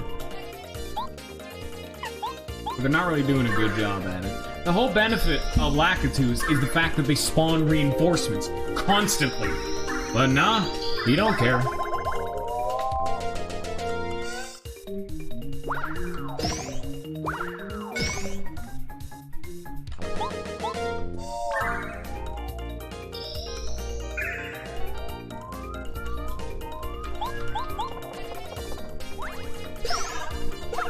And done. So there you go, there's your obligatory new Master Quest promo enemy. Okay.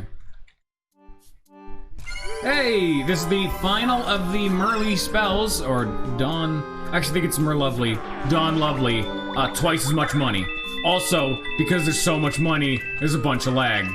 Because this area is already like almost just not slightly laggy. So this is a good example of what this area is. This entire forest is a massive puzzle. You need to see the 4 exits, because there's 4 exits, and you need to figure out which one's different. Find the different one and exit it. But this sadistic mod makers have decided to throw random trees in the way, making getting around be very difficult. What do you think you're doing? This is Forever Forest. The path ahead of here is extremely dangerous. Didn't you know that? You'd better go back. So he'd normally stop you if you try to come here, Chapter 2. Okay, so that's your story. You're invited to Boo's mansion? No, alright, you may go. What species is this guy, too? Why is he like the Pokemon dude? You have to pay really close attention to your surroundings. If you choose the wrong path, you'll end up back at the forest edge before you know it. Yeah. For example, this area takes you a look at the inner trees. You walk around, one of them you'll find strange glowing eyes. Next you want to take it. Yeah, okay. If you trust your gut and not just your eyes, you might even find hidden treasures around here. I don't remember him saying hints like this before, because this is one of the few things I had to use, yeah, I think it's Merle's spell, the thing that tells you where items are. There are 2 badges hidden in the Forever Forest, which is why you saw me pausing the game earlier at the title screen. I was like looking up a map for this area, just because the whole gimmick with this area is that you have to find the difference and go the right way. If you go the wrong way, you're taken back to the entrance and you have to go through the whole dungeon again. With 2 exceptions, there are 2 seemingly random locations that don't take you back to the beginning and instead lead you to a chest block, actually, that has a badge. And there's 2 of them, and they're very annoying. I never knew they existed for years. I had only known about them when I was going back through the game in my own time and started using the spell to tell me where everything in the game is, because I'm like, dude, let's try to 100% this. Fuck it. And yeah, this is one of the really annoying ones. Anyway, here is a Forest Fuzzy. Forest Fuzzies are always green. They grab hold of you, absorb your HP, and add it to their own. The fiends. Those no good. Oh, and they sometimes divide. If they divide, they become even stronger, so try to beat them with... Ooh, that's new. Do they actually get a buff if they divide? Huh. Now, I don't remember that.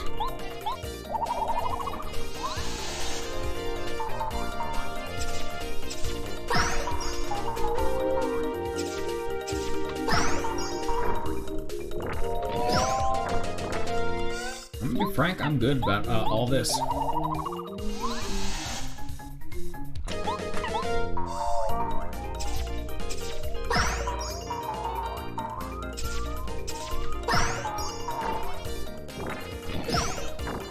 Hey, that was nice.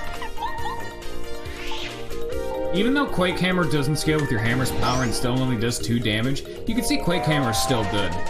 The whole downside to the dumb fuzzies is, oh man, you gotta be careful, you know, they're dum-dums and they like to heal off of the damage. Just one hit them.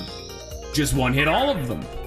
I could have done it better if I'd swapped in Cooper, but I didn't want to do that, did I?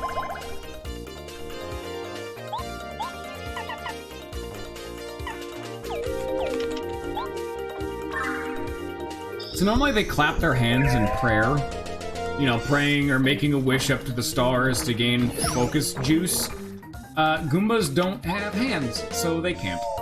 So they get to instead just close their eyes and think really hard.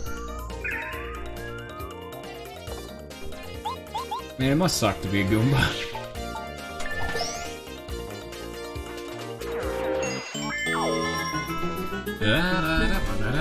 I'm gonna level up next fight. Nice. So let me check our little map. It's out of the 5th area and the 7th area, so we're in area 2 right now, so we have time. Oh, fuck me, that's wrong. Also did not actually see anything coming out of the background tree, so it is actually to the left. These fallen trees are rather annoying. How did that not count as jumping on him? Hello, lack of one.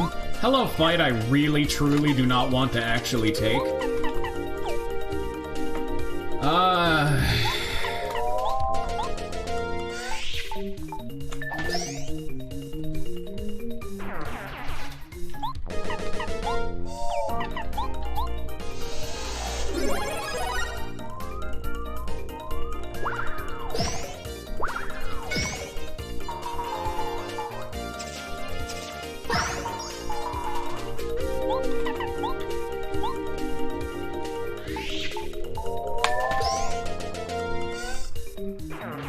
Isn't this gameplay so exciting and enthralling?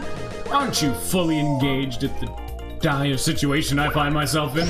Oh man, what if I got hit by one of those spinies? Oh dearie me. This is a really cool area though, but this area's always been kind of tedious because avoiding enemies is really difficult. Even though this area is a big puzzle, it's pretty fun, but you know, finding your way through the puzzly bits is quite slow. And mainly, fighting enemies in particular is very slow. Now give me my crazy heart. Thank you. Wait, you left? Hello? Yeah, there we go. I was gonna say, get the stupid menu off the top. There's eyeballs coming out of that tree. So now we're in area 3. Let's just look to see what the hell. So yeah, you'll need to start interacting with them at some points. Listen carefully. If you want to get through this forest, you have to pick all the right paths. If you use the wrong path, okay, I don't know why he exists. But there he is. Hello. Have you got anything else fun going on? Got lip flowers. That's it? We good? There's actually no fallen trees in this, which is super fun. Do not appreciate McLippy flowers over here. Give me a bunch of lip. Area 4. So next area we have to pay attention. Hello? This is another very missable one of these plants. You have to get this one. Hey, hello there! I'm a bubble from land called Flower Fields. A flower seed. Should I give it to you or shouldn't I? Well, I suppose I'll give it to you. Here you go. Please plant it somewhere nice and take extra good care of it.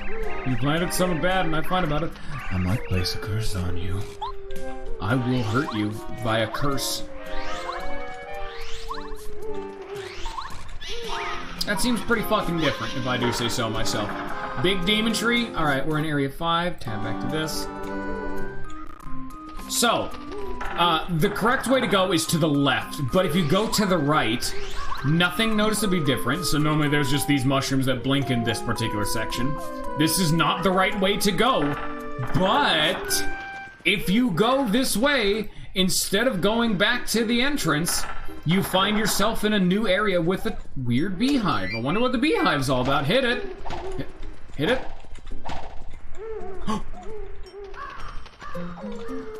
Very annoying that this is a chapter 6 enemy. And it does 6 damage. Yeah, we don't want to fuck with this. This is base Paper Mario 2. A lot of people don't know this, assumedly. But yeah, this is a chapter 6 enemy. Very annoying. This is a Bazap. Zaps are monstrous bees. If they sting you, sometimes you'll be poisoned. They also occasionally call a swarm of small bees to attack you in a cloud. Be careful of those little attackers, because you'll sometimes shrink when stung. They don't have a lot of HP, so take care of them as quick as you can. I think I actually just do enough damage to lethal them. I actually can fight them, I think.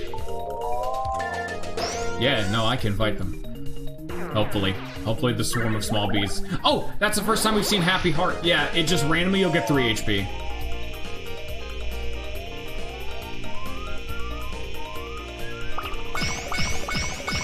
Oh my god, I'm a legend. And that's with Dodge Master off. I'm not in baby mode anymore. That was just pure skill, son. Aw, damn it, I was so close to being perfect. Well, you know, I gotta give you all a chance to see, you know, that I'm not actually perfect, even though I am, you know. And then Happy Heart procs. I don't take damage. I think that is so much more of an annoying attack, comparatively.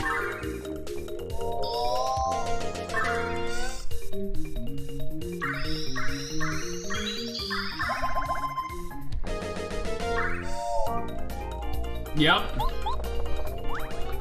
I gotta fuck up an action command right there to let people know this isn't a task. When people ask. Nah, I can't actually. I gotta collect all the coins.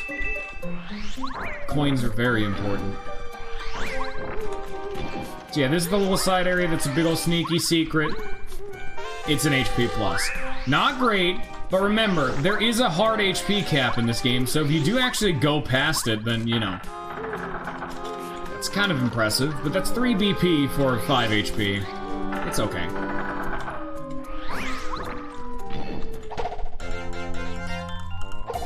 Hi there. Oh! I was actually wondering if I ever actually got to fight these things. This is a purple spiny! This is a purple spiny. It seems just like a weaker spiny. If you haven't noticed, they're also purple. Their underbellies are reinforced, so flipping them doesn't put them in as much danger. Still, they're not that tough, so you could whoop these guys across the Mushroom Kingdom and back. 5 HP. Hit him up with the charge.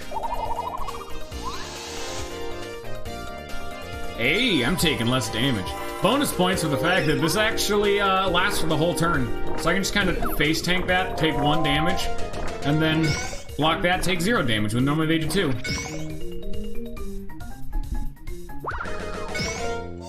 I am very glad, though, that using that Dodge Master for that short bit of time didn't actually completely fuck over my muscle memory. It's such a small thing, but I was genuinely afraid that I would have gotten immediately so lax in my execution of playing this game that I would have started floundering at the slightest insistence of me having to play the game normally and not in big baby mode.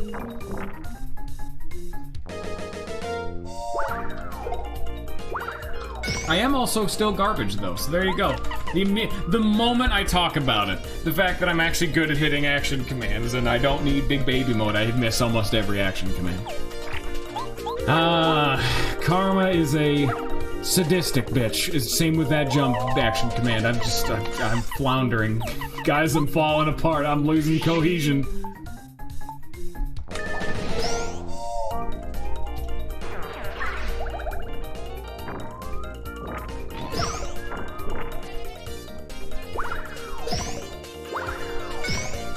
Very important that I block with Goombario because, obviously, if he get hits, that does 2 damage, that would stun him for 2 turns.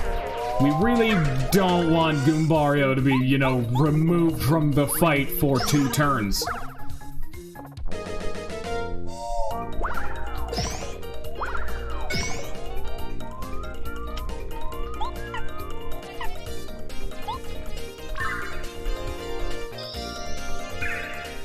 If you're ever trying to specifically do this dumb guff that I'm doing and you can lethal the enemy, I've already talked about specifically using focus with your free turn just to really min-max that value. But on top of that, you really want to do Mario's turn first, just for the off chance that one of your regen badges, if you have them equipped, activate.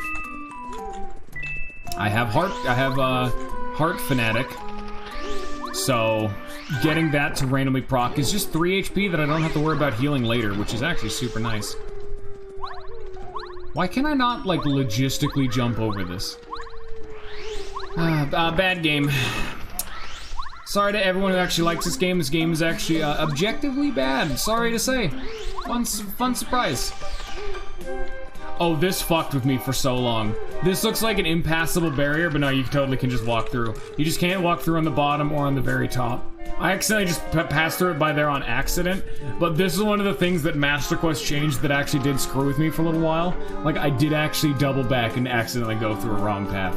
So they did succeed in fucking with me, because as you can see, the weird neon mushrooms are obviously different, so this is the path you go.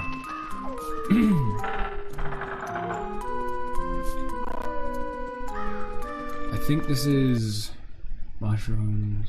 So yeah, this is the 6th area, so next area will be the other cross-off point. Bye-bye! We got another item box. Okay, that one's immediately different. But there's an item box. So yes, it was that second one. Okay. See, this isn't exactly a hard area, but it's definitely... When I was younger, this place screwed me up pretty bad, you know? I mean, it makes sense.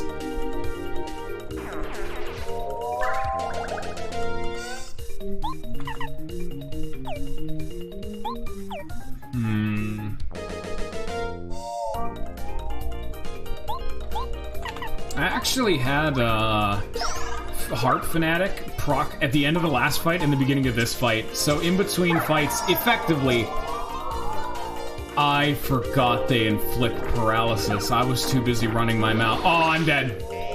Oh, this attack does a lot of damage. Remember correctly, each of these do too. Wait, no, I have hold fast. But that won't actually affect anything because Mario's still stunned at the start of this turn. And... oh, not... oh, shit.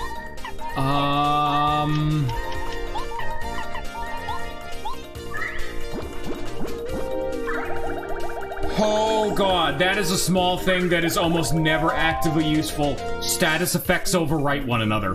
So the fact that those bees just so happened to shrink me, unstunned me, which let me live. You are always within an inch of death, no matter how healthy you are.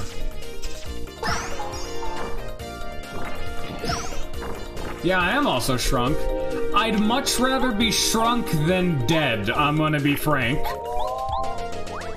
It might just be a personal flavor, but, I think I appreciate being alive just a touch more. I'll take being small. Thank you. Because I can fix it easily. Just throw on a refresh and it cures shrink and poison.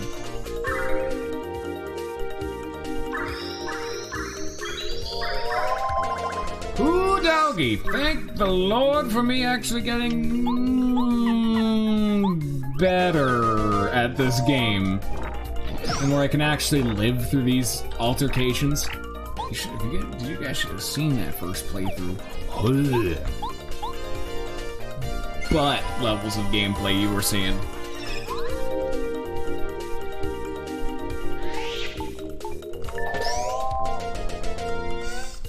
Get him, Bombette!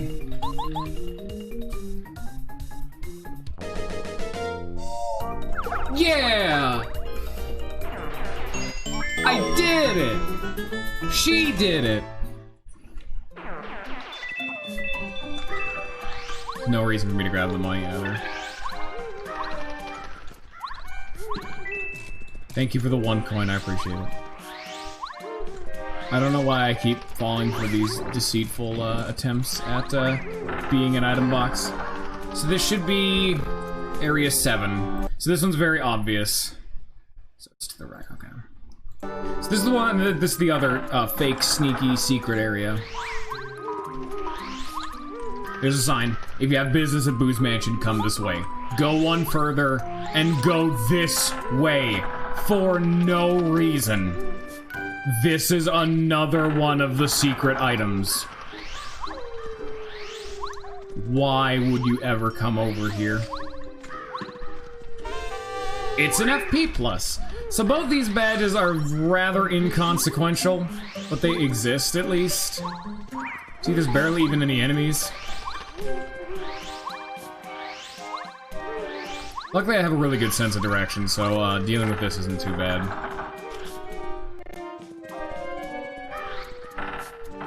You do not know how hard I would have laughed had I actually been wrong and gone the wrong way. Is there any other loot along this path? I mean, there's a dude. That's not what we want. Bye-bye! Alright!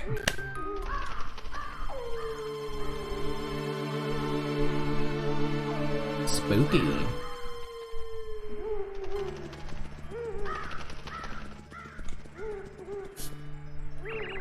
Oh, finally, I couldn't stand being in that spooky forest another minute. The badges are creepy. Gumbario. No, I think I want Paracare because I believe they have 6 HP. Yup, you're about to see how they nerfed Bombette. Well, actually, they've already inherently nerfed Bombette. For one simple factor. So many enemies have defense. Like, you wanna know how you nerf Bombette? Or not Bombette, Bo? Just give more enemies defense. It's so easy. Which one's the item one? There it is. But yeah, watch this. Actually, I want to see something. This Boo is a guard for the mansion. He takes his job really seriously. I don't think he'll let you through. We're gonna have to fight this chump. He's all alone out here, so he should be no problem as long as he doesn't bring any backup. I hope I didn't just give him the idea.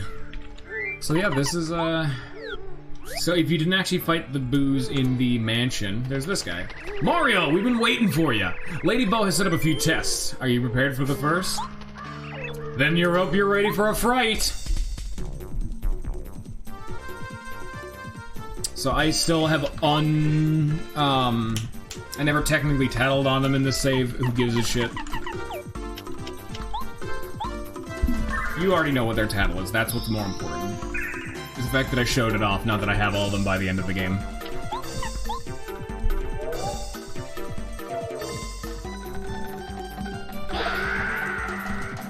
$18 damage every turn. Good lord.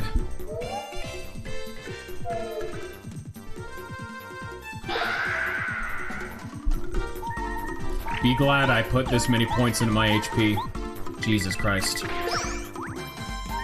They have 8 HP. Am I dead? Fuck me. I have to hope the stopwatch works. I thought they only had 6.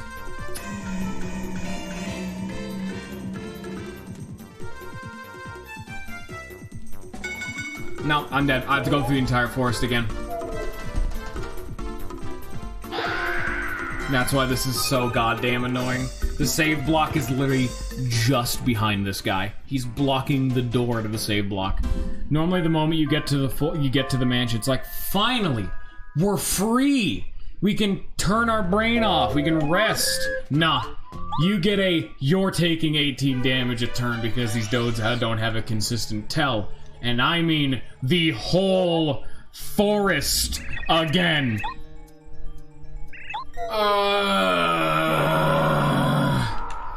Boos are one of the very few annoying enemies in this game. They're the one enemy that I don't think they're designed really well. Because I'm fairly certain they were also in Pro Mode, but in Pro Mode, they didn't do that much damage.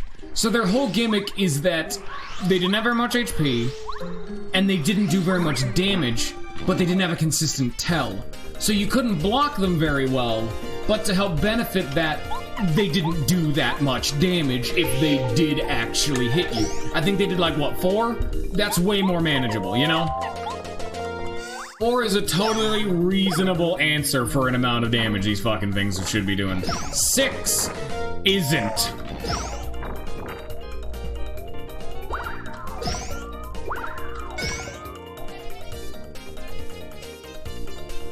Trying to think. So it's 6 of 18. 18 times 2 is 32. If the only thing I'm thinking of is how would I live? I could do Paracarry Shell Sky Shot, and then when I level up, I put a points in HP to where I would have 25 HP. I'd be able to live 6, 12, 18. Heal 10, so then I would have 7 HP. I would heal up to 17 HP. Then I would live. Then Paracarry turn 2 after, you know, because I lived. He can come in there, kill another one of them. Mario could heal again. They do 12 damage. But the problem with that is that I have exactly 12 HP at that point. So that's also not really a tenable solution. I guess I could put 2 HP plus, it'd be 6, 12, 18, then I would have 12 HP, 22, I guess I could do that, yeah. I'd have to unequip some other badges because Paracarry will be doing all the damage and Mario will just be taking fucking damage. I could equip the big fancy HP plus I'm about to get, oh boy.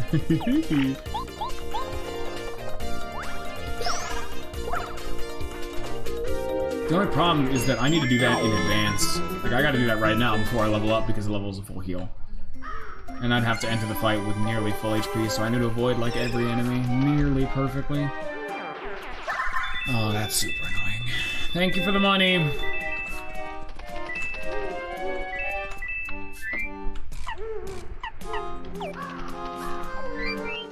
Okay, what do I not need? Hammer throw.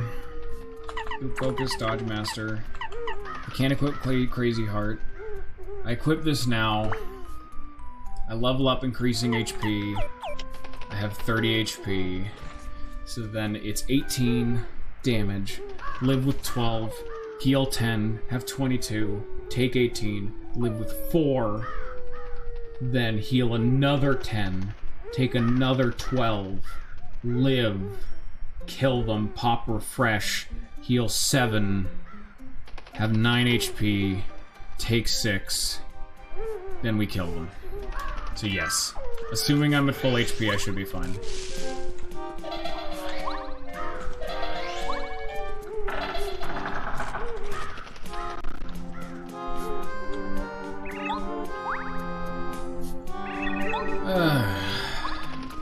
Oh, I can't actually walk past him. God damn it.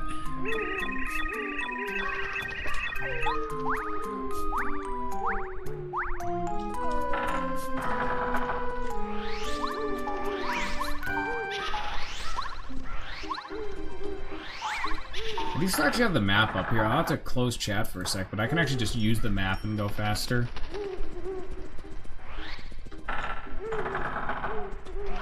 Directly right here is this guy. Don't worry about him.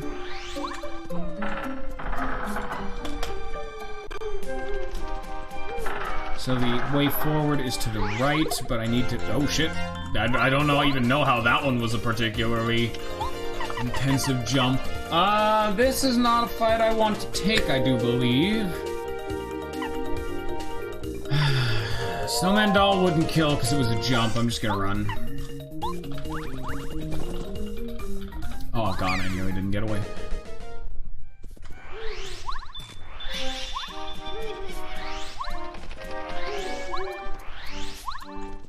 I need to take a smart fight.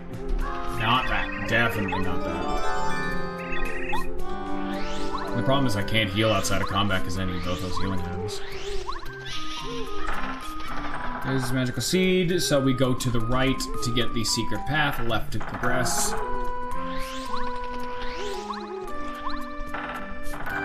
We're just not going to tattle all these enemies as we've already seen them.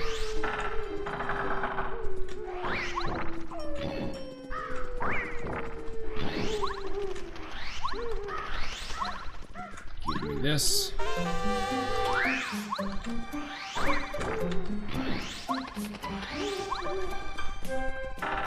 That's directly across, so we pass the first one, then we go to the second one.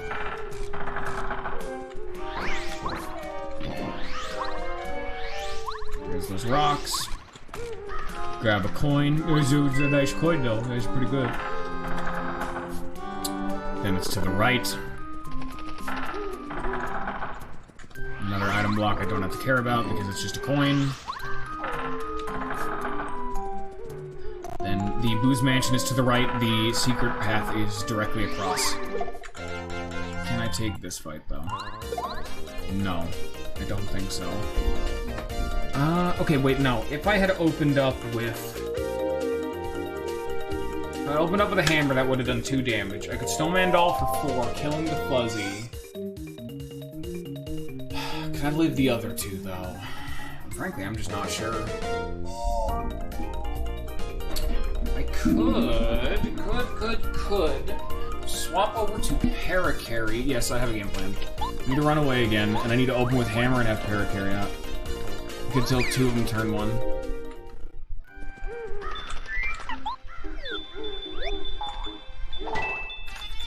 Hello, sir? You landed right in the direct, passageway to the You landed right on the hammer, my man.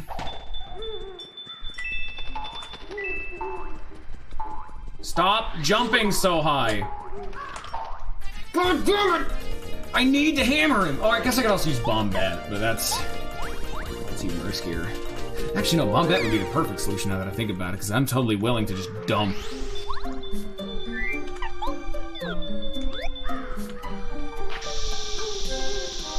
Where the fuck do you go?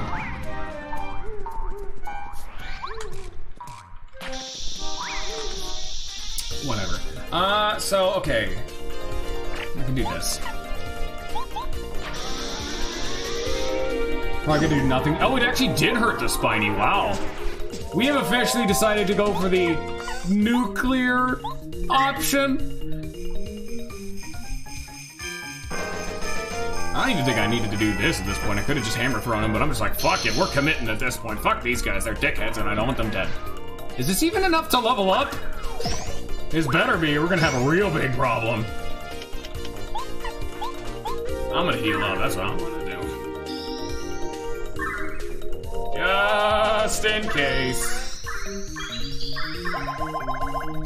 As that is 6, I need 9. That's not going to level me up because he's gonna give me 2. I need one more fight. Fuck me.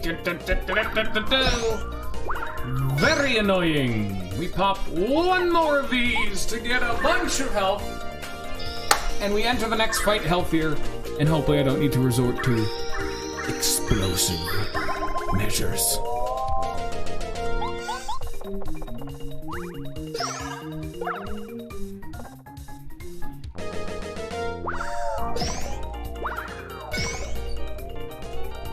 HP is a little low, but it's at least serviceable. I remember when I actively used Mario's jump, this thing that's doing 1 damage. Also, I missed the action command, and now I'm about to take 2 more damage. 13 HP is way too low. No! No! Oh, I have a dried fruit. Oh god, why? I forgot. I actually have a dried fruit in my inventory. I don't actually need to level up HP. I can level up BP. And still get my crazy heart because I have. Oh, that actually did level me up, huh? Now I can level up BP and still get my crazy heart afterwards. But what's important is I have a desert fruit, which the big problem I was having is that I can only heal in instances of 10 or 7. I have a 15 heal. I forgot I used that in my last excursion through this area, and now that I'm skipping so many fights, we're fine now. So here, just equip another one of these.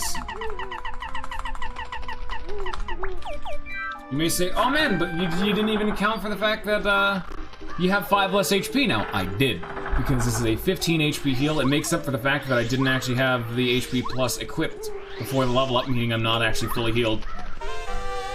And because level ups fully restore your star meter, I think. Yes, they do. I can still use refresh too. I've actually, I think I've big brained my way through this. I'm so glad I didn't accidentally go the wrong way right there. I genuinely just full hog autopiloted through all of that. That last, like, 2 or 3 screens after I got that level up. Alright, guys. I didn't scroll up this time. I did it.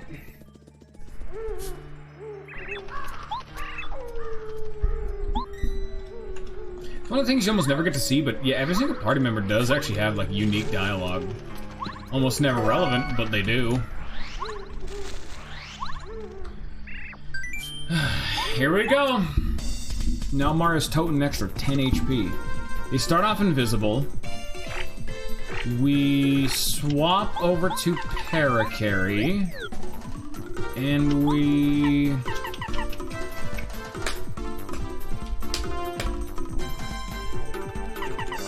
I actually don't know if this is gonna do anything to them. It might though, and it'd be fun. 12 HP, all of it 13, heal 15, I'm fine, yeah.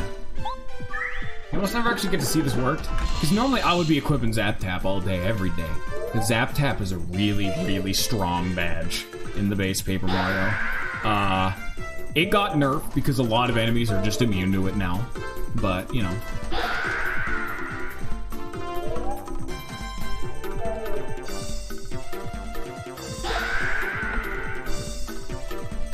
I don't know, they actually seem to have a much more consistent timing right now. I don't know if that's just me mentally psyching myself out, but maybe they actually did fix booze. Maybe they do actually have a consistent timing now.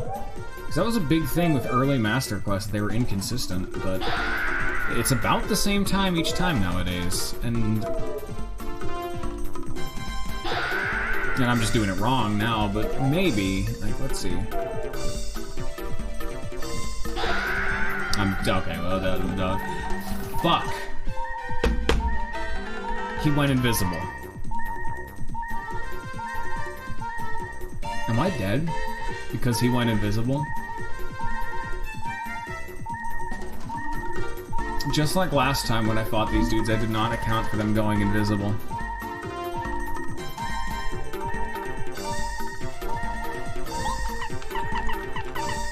By the way, they're immune to Zap Tap. The best I got. You can do this to them. Alright, we've won.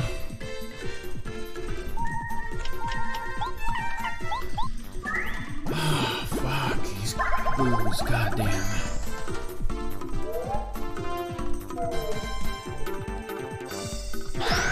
Yes! I think they have a consistent timing now.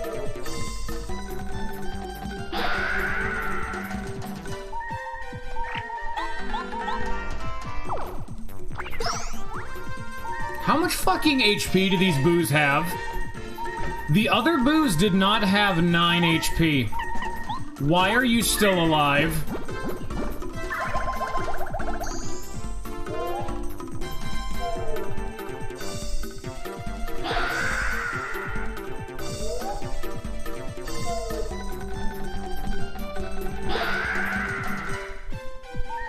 Fine then.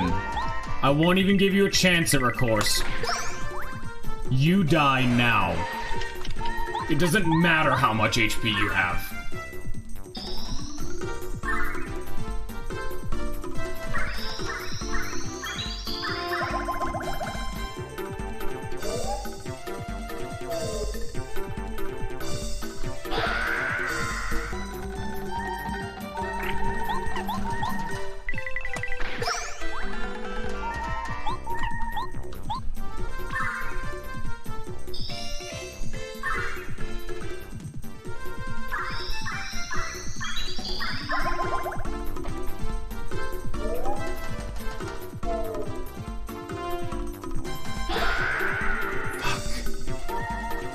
They're invisible again! No! Oh my god! We have to do... Cause you can't hit them with stop when they're invisible!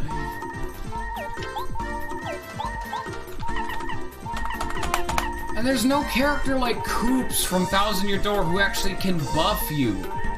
Oh my god, we don't have Bow, I can't immune the damage, we don't have Koops from Thousand Year Door to up my defense. So they would do 5 damage, I would block for 3, I would take 3 damage and die.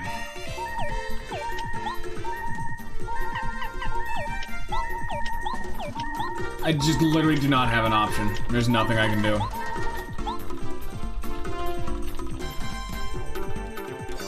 No.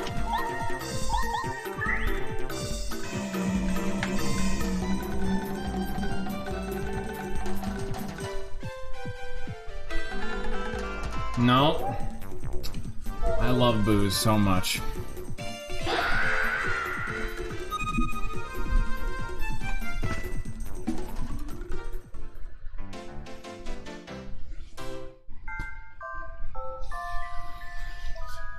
Oh, God, I love boos. Aren't they fun and interactive mechanically, guys? Thank you. Are we having fun yet, everybody? I know I am.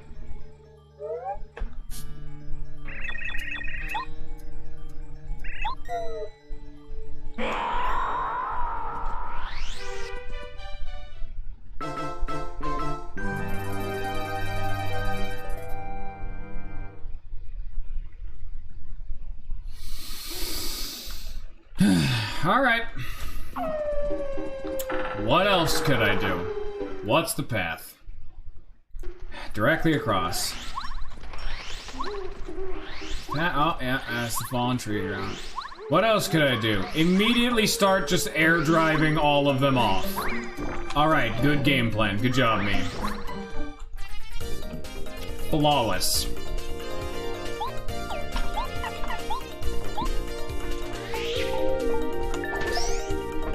Just open with Paracarry, start taking them the fuck out of the fight.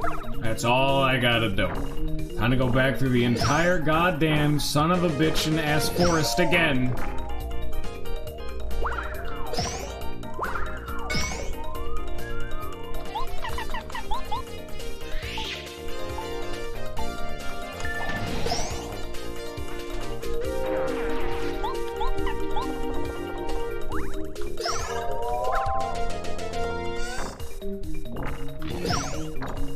Well, it does tell me I do actually need more max HP. We're starting to get to that point of the game.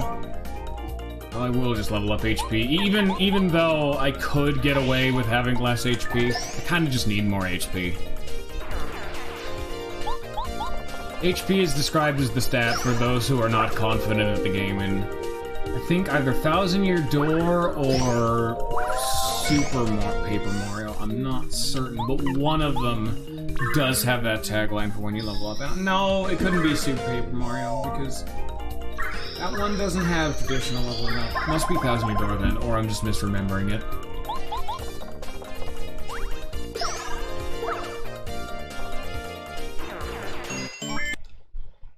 Yeah, I did have another HP plus, but the big problem was that, I need to be able to heal it, you know?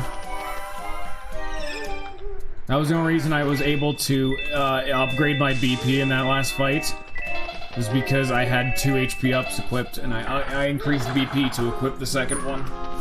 But, fuck my back. Oh, Jesus Christ. Give me a sec. I'm trying to find a way to get the mic near me while also reclining way far back. Hopefully this doesn't sound like piss.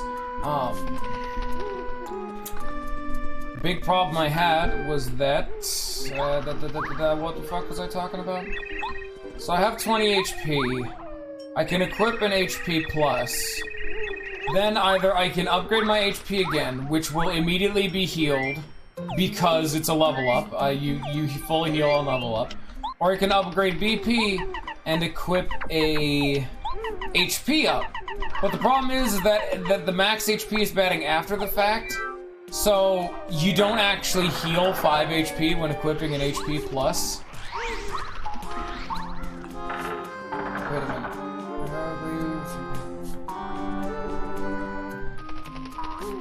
I think this is the right way.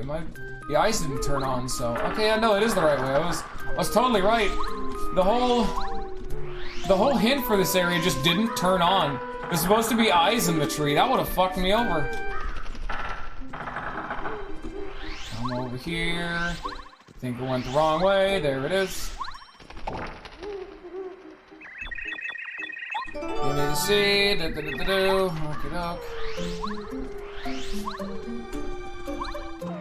Tree face. You gotta like take it slow. Give sure they actually have time to actually turn on, as the eyes in the tree did not turn on for the last one. Here's area number 5. We go to the right. We get to the stupid side area and grab the HP plus with the honeycomb. We go left. Don't fight things, because they bitches.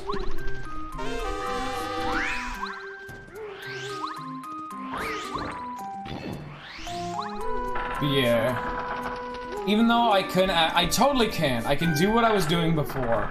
Not only am I not going to risk it by going for a BP and equipping an HP plus, but also because I just need more HP. Like, it gives me more wiggle room to actually strategize. Go to the fucking rock there, buddy, bro. It gives me more HP to play with, so I can do more extensive long-term strategies through multiple fights. So there's one to the right. I'll fight you, because I need to fight something eventually. This is nearly perfect. This won't level me up, but it'll get me close. Oh, shit. My right hand is my mashing hand, and currently my right hand is being sealed to the movement keys because my mic is in the way now. This is exceptionally annoying right about now. Oh, Bombette, why must you be so expensive to utilize in combat?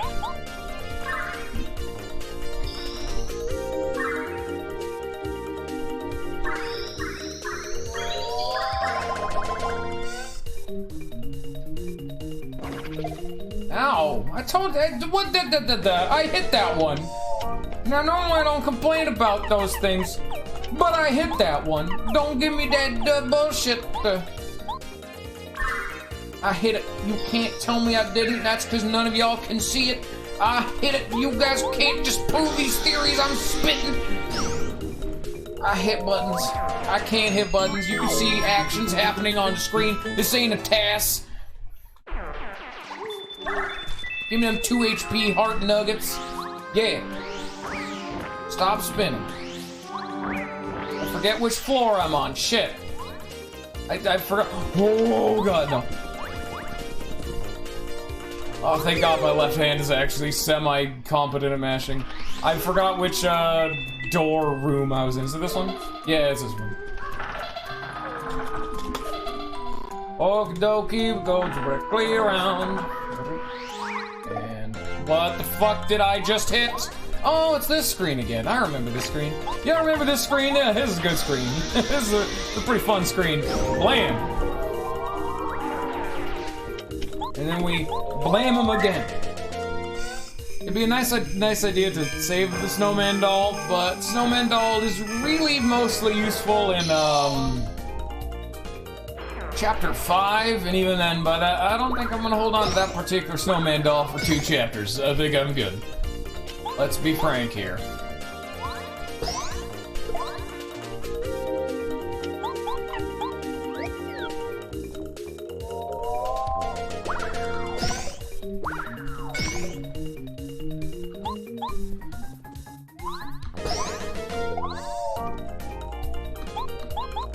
I think I can close the whole map thing and reopen chat. There we go.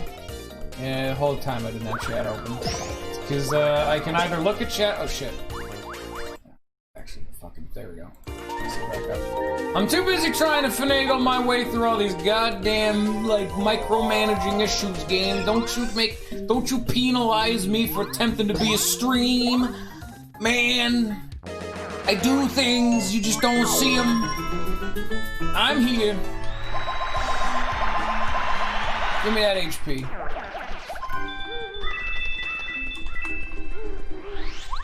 It's the one over here. We just need to not fight anything now.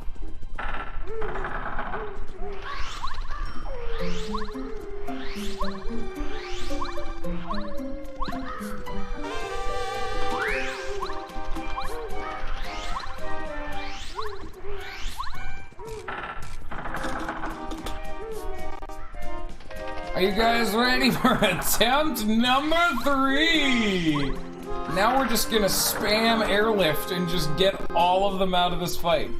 And you know what? I'm gonna, here, let me sit back up. I need to have access to my mashing hand.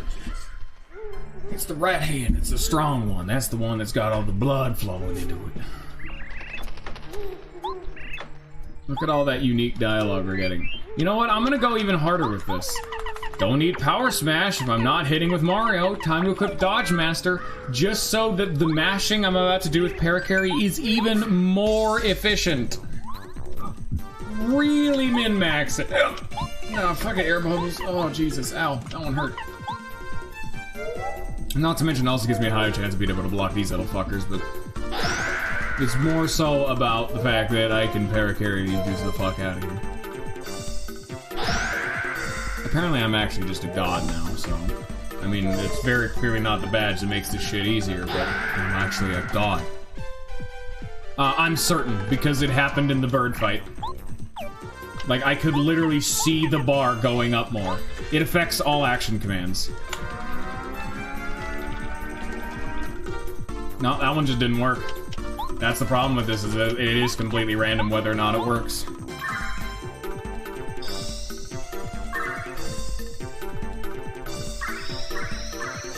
The question is, do I want to keep risking it, though? Like, I think 2 shell shots would probably kill him, I would assume.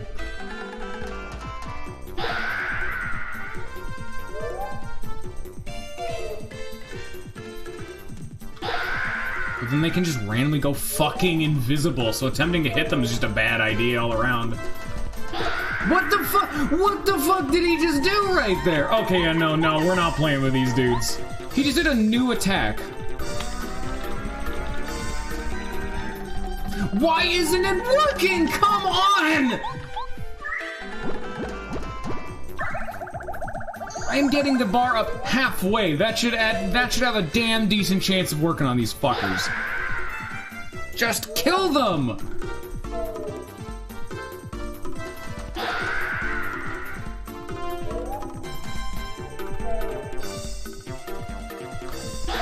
Why does that one do that? That is a way easier tell. I just never see it coming. Here, let me try this one. Maybe attempting to airlift them fucks with them accidentally? No, this just isn't working. I'm unironically about to die just because this shit just isn't working. Are you guys unironically ready for attempt number 4? Fuck me.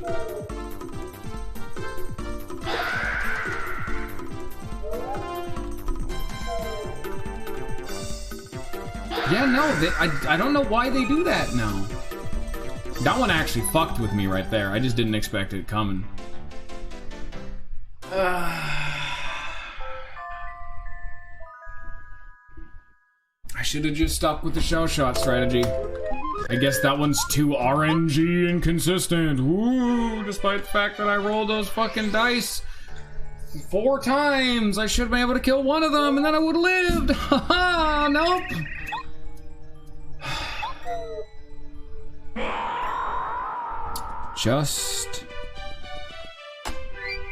They're not on the ground. I can't powerbomb them. Parakarry does the most damage of any enemy or any dude on my team. I just have to fucking close the thing, go through the whole goddamn dungeon again because there's no fucking save point.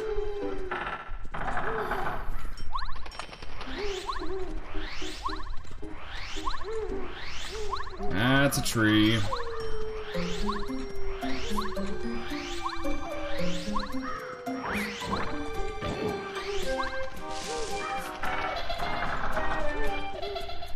Okay, what could I logistically do? Let's account for 1 billion invisibilities. So we enter with 30 HP. Turn 1 we do nothing because there's no way to hurt them. I guess I could actually equip Truth Jump to do a little bit of damage to one of them. Pretty much negligible though, but I could in fact actually hit one of them. Turn 1, it's something. Not anything good, but it's something. Then turn 2, shell shot heal, depending on the amount I've blocked. Then let's assume they're invisible. Shell shot a different one. Okay, well no, okay. 30 HP, turn 1, 16 damage. Heal 15. So I'm at 29 HP. Do a little bit of damage. 29 HP minus 16, I'll be at 13 HP. One of them goes invisible. I can't kill them now. I have to attack someone else. So what was my HP at? 29, that was at 13. I healed a 23. I take 16 damage again. That is 7 HP, I think. I hit the other one. The first one comes on invisible. I kill it. I'm at... And then I heal another 10 HP. I'm at 17 HP. I take 12. That leaves me at 5 HP. I hit the second one again. Assuming not lethal, because it took 3 hits last time. Then I heal from 5 HP, I heal 7 because of refresh. And he goes invisible again. Fuck. It's not enough damage. I would need to block a few times. I would need to block once, twice, maybe even more.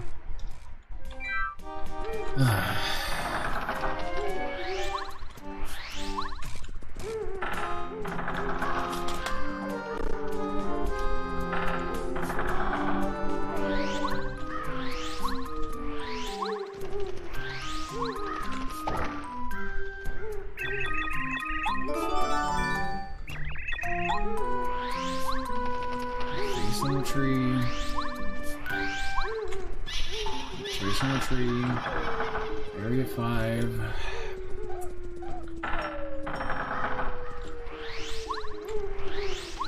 I need to look over my badges once I get there, though. I can play. Here, let me get her out in advance. But I will still need to kill something. Grab the HP plus. No, I'll just do it to you. Fuck it. Solid fight, actually. Not bad. Oh, I forgot I actually fought 2 things, technically.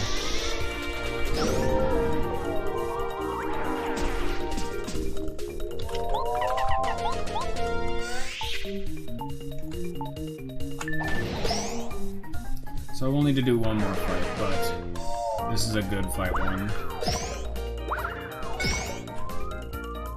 So I could do Truth Jump, then... What else could I even have equipped? I guess I could equip 2 HP pluses. That would definitely do it.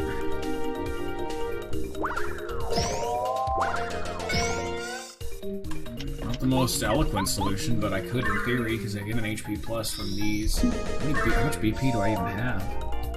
I guess I don't need any of it.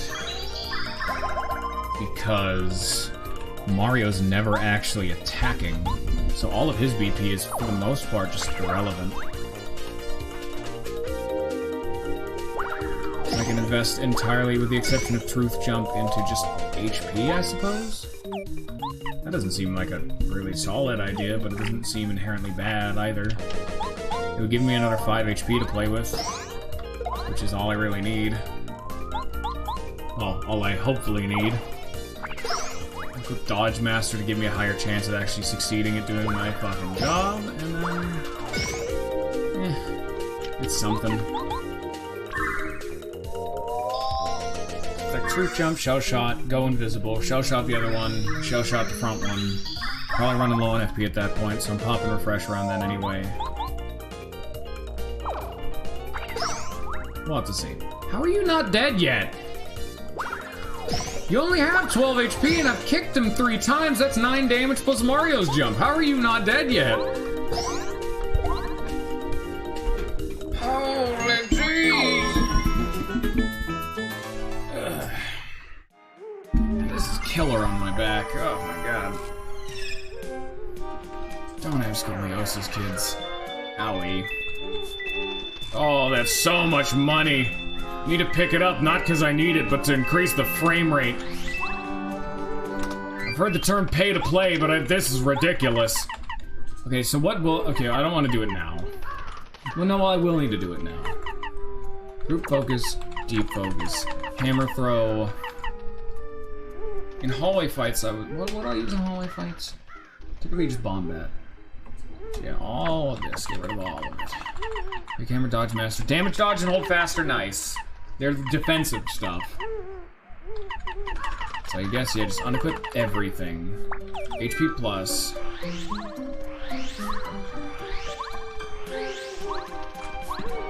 Another HP plus. And then we upgrade HP.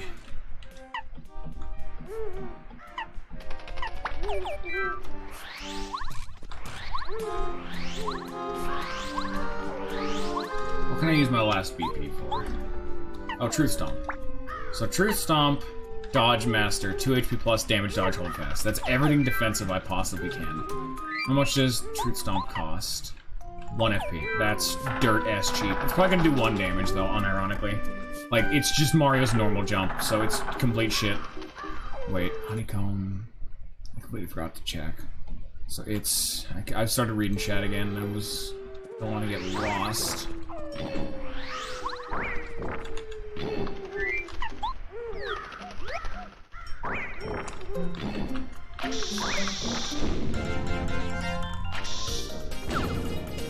Hey, how you doing?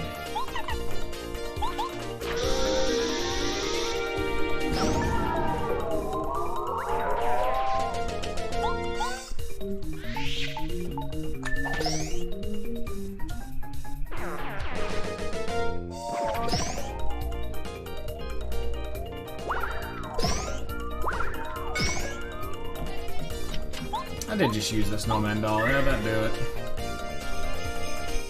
Took a little bit extra damage, but I'm leveling up. Who cares?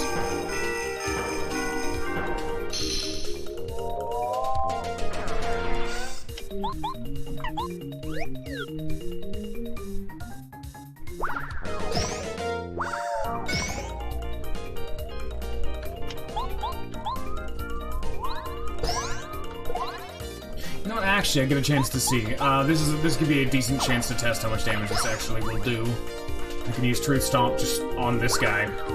I'm about to level up. FP is irrelevant. Let's see how much damage I actually do with this damn thing. No, it's literally just 2 damage. Then his 2 shell shots are 6-12, because he had a hard time actually killing, so they probably have around 12 to 14 HP. Either way, it's going to be free damage. 35 HP.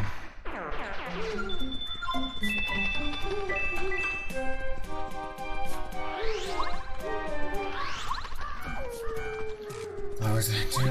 And by the most mushrooms, then we go right and behind.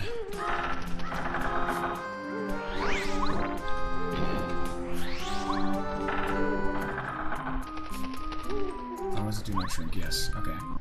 Tab back into this shit. There we go. Again, this mysterious fuzzy that supposedly exists that is actively fucking invisible. I really did not appreciate you cursing this run, though, Lag, with you saying the attempt number 4 coming soon. I don't appreciate your seditious thoughts that also happen to be psychic. Very unappreciated.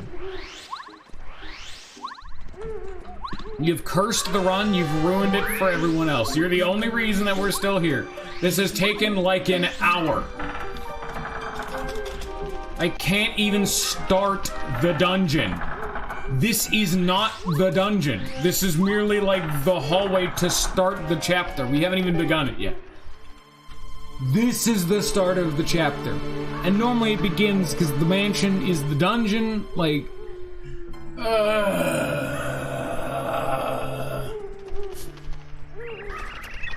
Yes, yes. Okay. And then if I actually have wiggle room for HP, I could thunderbolt one of them to make me take less damage guaranteed. Which so I can really I got some wiggle room here. Here we go. Truth Stomp. He's very confused.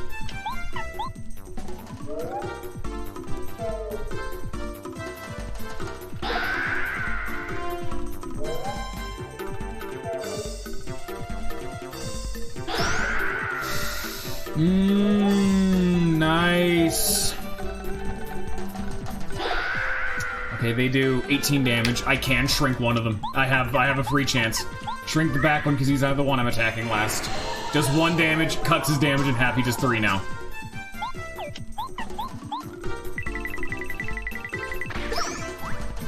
There we go. He should be invisible now. No, they're blocked. No, they're blocked. He's invisible, like I thought.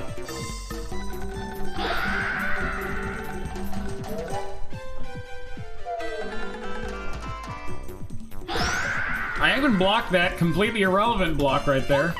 Pop the dried fruit. Healing me up to where even if they're all full size and I don't block them, I wouldn't die. Shell shot him just to get some damage on him while we wait for the first two to become invisible.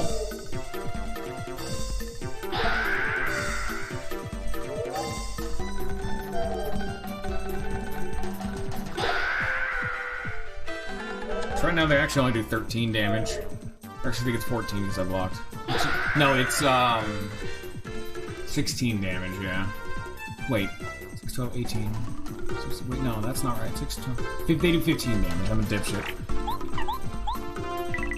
So I can a little low on FP, so now's the chance where I can pop a refresh. Second dude became invisible because I just hit him. They're now doing 9 damage a turn. Pop the refresh, refill the FP.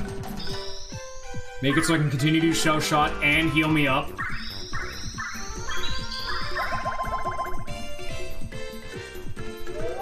That shrink's about to wear off. That's really risky.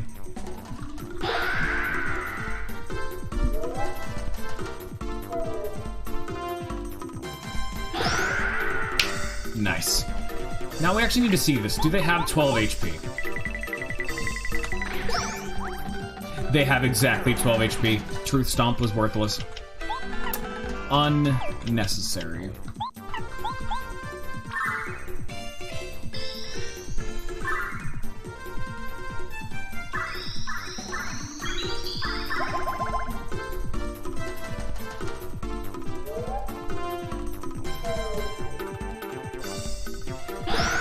Doesn't even matter anymore, and I'm still starting to hit these guards.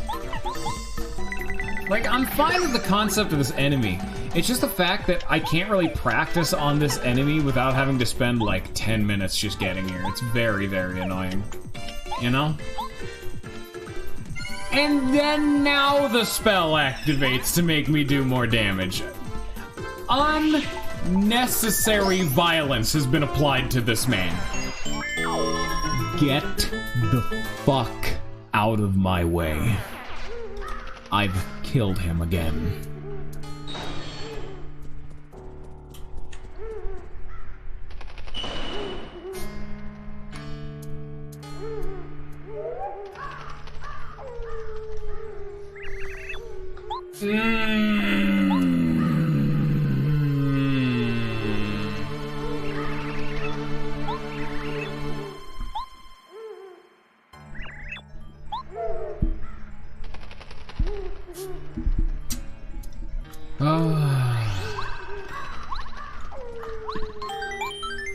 Please save the game. Now fix our damn badges, please. I don't really need hammer throw anymore, do I? I mean, I guess. Because I have the upgraded hammer, and then I have hammer charge. It's actually, it's not bad. It's only 1 BP, you know?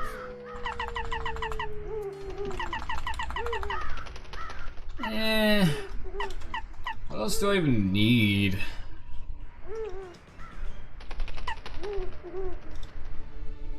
I guess group focus, deep focus, and multi-bounce, why not? Yeah. Got a little more HP to casually play with either way. Slowly heal up, or save up with the crazy heart.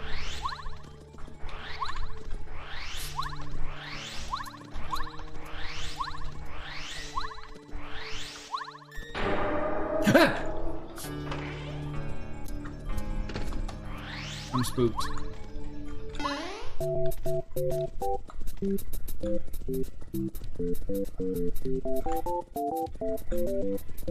Now, truly the spookiest of the Marios.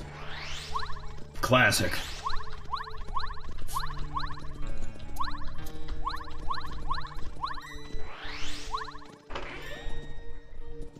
Look at this room we can't do anything with. Unless we use glitches. I watched Strider 7X, how could you tell? Alright, chat, time to do that horrible thing that I like to do. Time to get you guys forcibly involved. Oh boy! Mario, you have come. If you want this record, you must guess who holds it. No, Lawfan, you got it. Which one holds the record? Lady Ball will be very angry if we let him get to it too easily. Fellow boos, get our best like we practiced.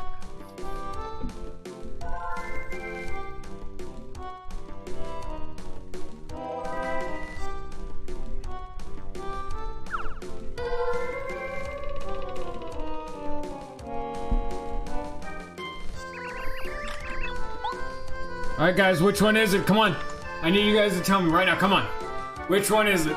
I need chat interaction, come on.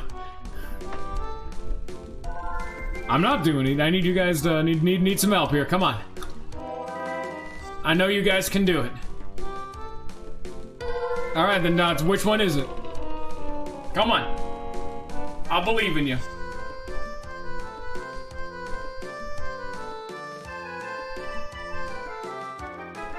Now, come on, what's the problem? Just tell me out. It's fine. No, it's all right. We won't judge if you're wrong.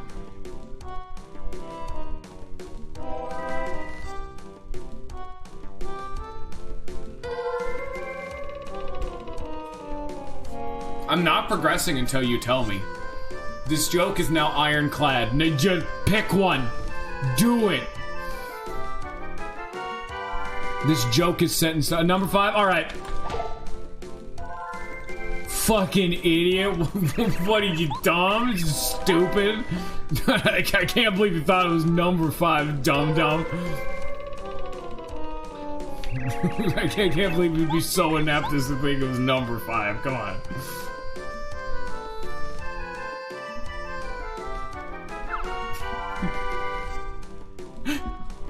I never knew in the first place. I actively was so committed to that joke, I literally just did not know.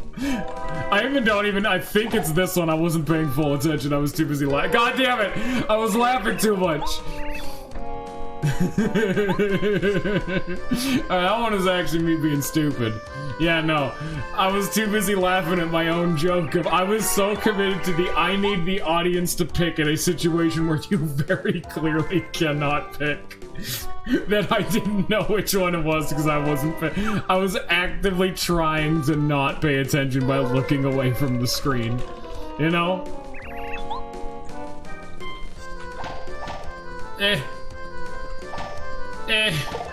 Give me.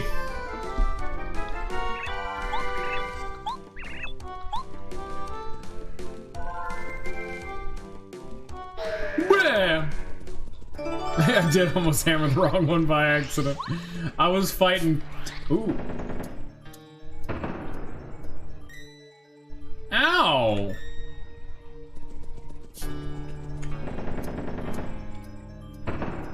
Who could have foreseen such a horrible thing? Are any ghosts in here? Alright, we're ghost free. This mansion is no longer haunted. We've done it. Wait, no, it's up here. We did it! We stopped the ghosts.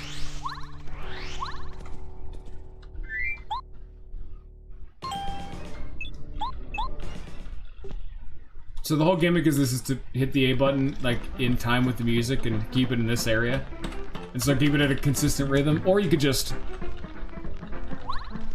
Oh, shit.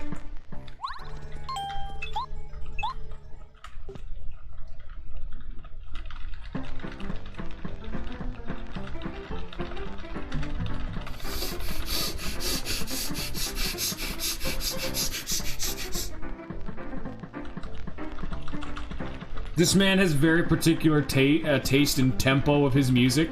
If it's even the slightest BPM outside of his preferred optimal range, he will leave you for dead.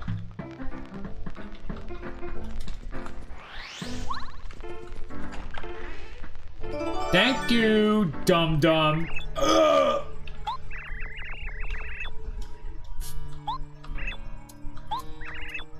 Yeah, you can actually use Bombette to move him a little bit. It's called Bombette clipping. You can,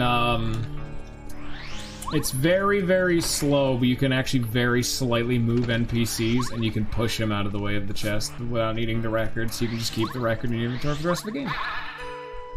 Sproing.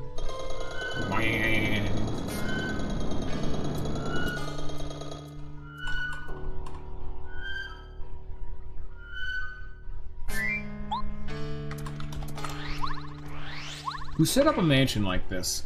Standard ghost stuff. Ooh, treasure chest! Hey,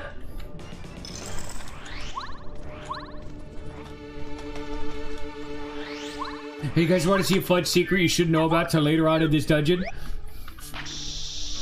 Surprise! There's nothing to even do with you though, but surprise. I got you, you've been spooked.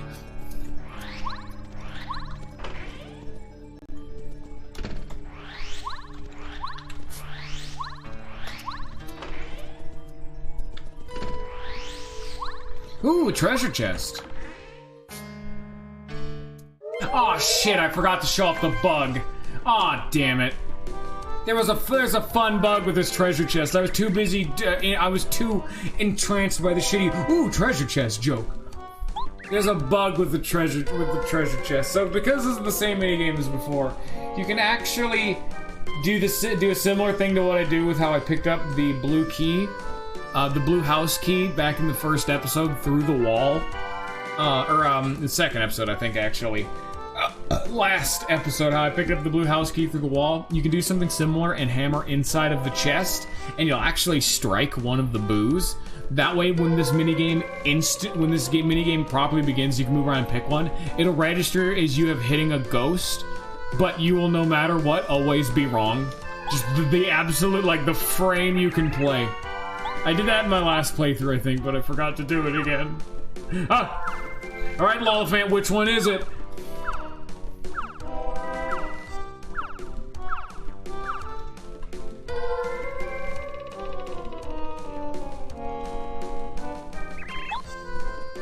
It was a fun joke. Shit. It was a fun joke. You got it in one, Lollifant. I'm so proud of you. You ran it back. So just like the hammer, now our jump does more damage. Bleh.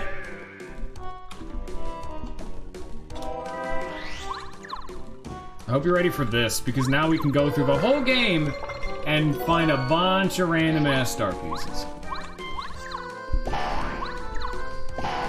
You guys like maple syrup?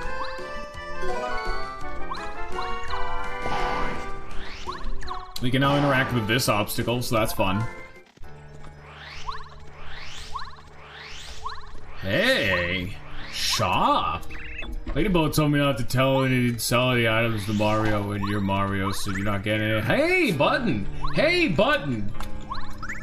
Hey, Button!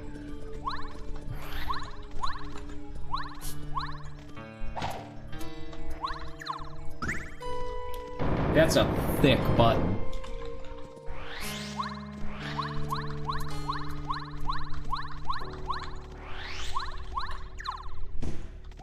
Yeah, we can actually go back through the whole game and find a bunch of random shit of those stupid flippy-ass tiles, and so I'm trying to shop as much of the game as I can. We probably will need to. Go back through a small chunk of it. What the fuck? I forgot that happens in this room. Whoa, that's weird. You have to come down and around. I forgot that happens in that room. Man, I have not actually seen that animation in a long time. Wow. That's super cool though. Like, let's be frank, that's really fucking cool. These flippy tiles in the ground always contain star pieces, and aside from the Chuck Quizmo quizzes, they have the most way of getting star pieces. Ooh, treasure chest! There are more star pieces under the ground than most other places. It's kind of ridiculous how many there are. Like, there's one right here. I mean, it makes sense for this to be a buttload in this mansion, because this is where, like, the tutorial of them is, but even still, it's just, like, a ridiculous amount.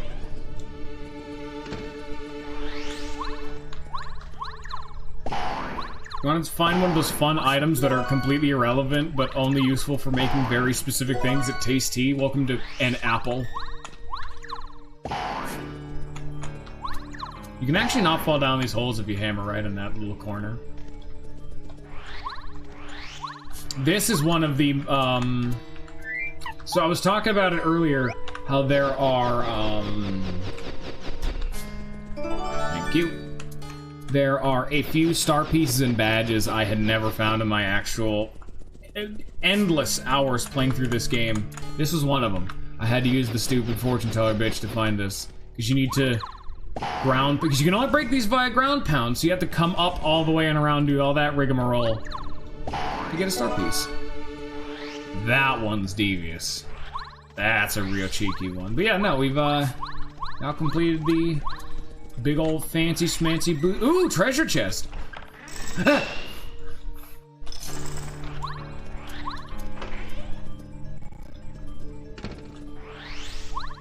And now we've pretty much done the whole dungeon. Once you know what to do, it's not exactly hard. It's a cool area though. Hello. Here you go. Just like with no Mighty Mouse, this dude actually has unique dialogue for giving him his picture. Or putting him back in his frame before actually talking to his frame. Oh, it feels better. It's nice to be back inside my frame after so long. But I didn't even tell you to go find the drawing. You solved the riddle on your own.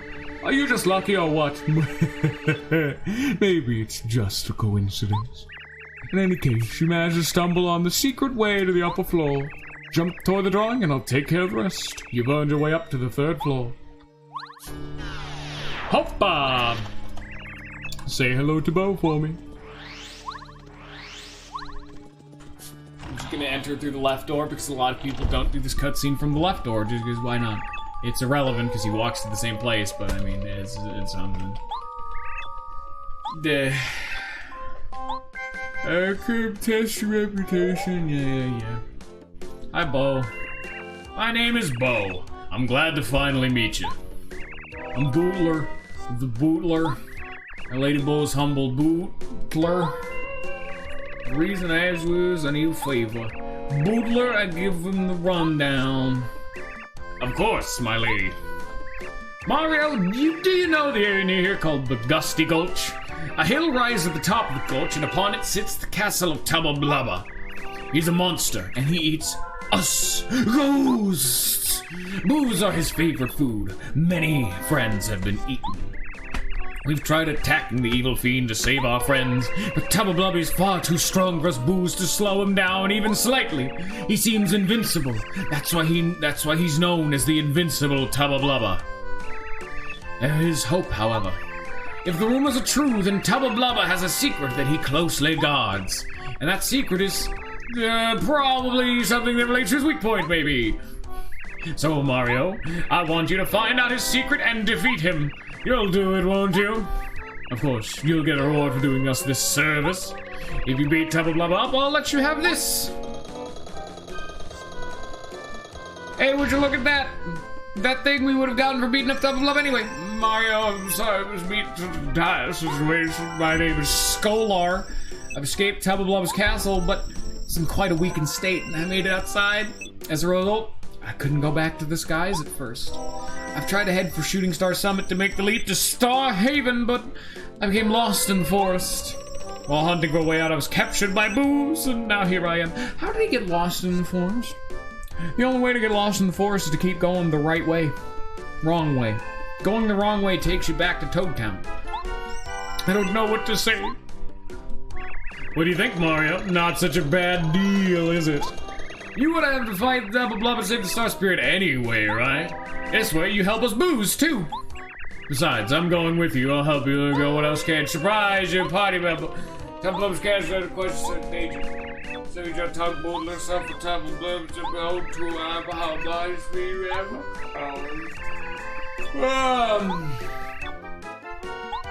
Dude, I want to have Bootler as a party member. Well, she's scary. Wait here for my return. Say hello to one of the 2 most broken party members from the original Paper Mario. Bo, join the party, like it or not. Press D to ever make you both become transparent so no one will notice you. While you're transparent, objects go right through you. But if you move or press D, you won't be transparent anymore. You'll return to normal. While in battle, she can slap enemies silly with her smack attack or use out of sight to make you both transparent so you can elude enemy attacks. Okay then, Tubba Blubba's going down. Gwa ha ha. Hey Bootler, what do you have to say for yourself, huh?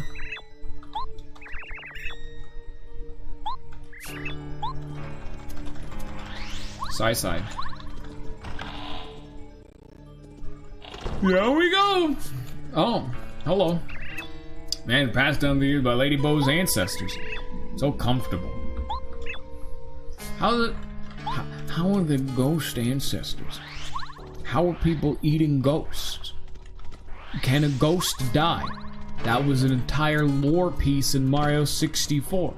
You know, there was a whole bit for... Ooh! Treasure chest! Ah!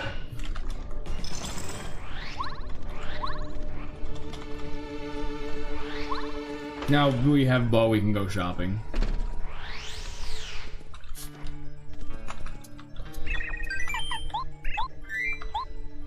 Don't need that. Don't need that. Don't need, I mean...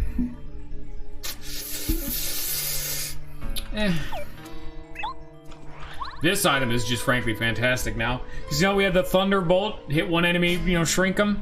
This just shrinks everybody. Thunder Rages are, like, stupidly good now. So I'm gonna buy, like, 3 of those, just because they just shrink all of the enemies.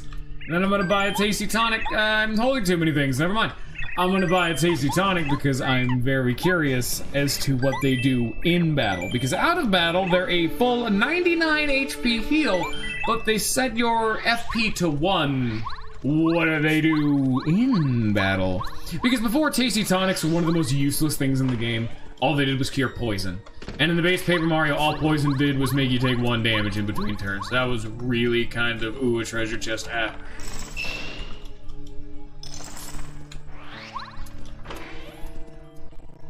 But, yeah. Wait a minute. Don't think I forgot. A lady is joined in Mario defeating Tubba Blubba. Such courage, such brave beauty. You'll need help to beat Tubba Blubba, so please use the shop beneath the mansion. Are you Frankie, correct? Name's Peck here. I deliver letters. I believe I have one for you. Hang on a moment. Bet you all forgot about this. Another letter duly delivered. A postman's job is never done. Oh, thank you! Oh, great. It's finally in. It's from a guy I know who deals in useful items from all over the world. He has a great eye for items. He just got something that I've wanted for a very long time. Oh, it's the coolest thing. Oh, wow, I almost forgot. Could you deliver this for me? Sorry if it's a bother. There's a child in Toad Town named Dane T. Please, deliver it to him. He always seems to be playing by the station with his pals. He must like trains. Thanks, boo. Dainty. Tasty. Yeah, the chef's name I've been cooking, her name is Zesty. Tasty is her name. And the chef from Thousand Year Door is, Zesty. Which, hilarious. Also, surprise, the little pipe hole in the ground. Alright, let's get something simple. We'll show off Bo and probably call it.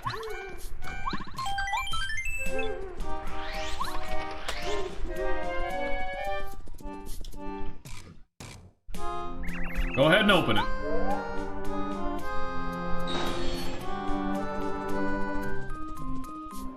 Oh man, next episode you guys are going to see a very fun... Well, I wouldn't call it Easter egg, it is very subtle.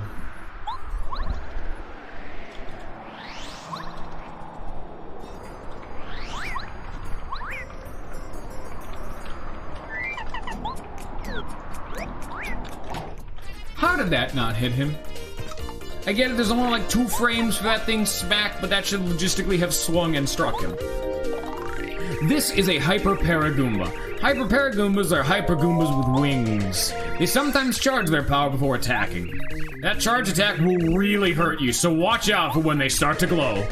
A miss if you can become transparent. Except for that, they're no different from normal Paragoombas, so just use a jump attack to defeat them.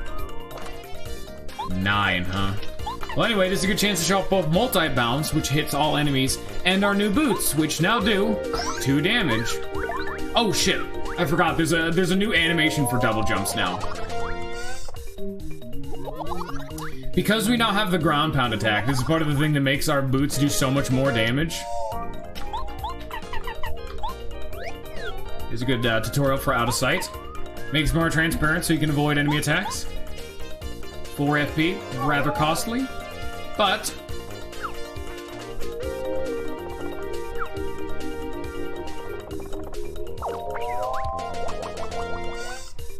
get out of here, Goomba man. But if you notice, that consumed Bo's turn, and now she can't act on this turn either. So that using out of sight effectively consumes 2 turns, so it's kind of risky. But anyway, here, let me power smash one of them first. Just get one of them out of the fight.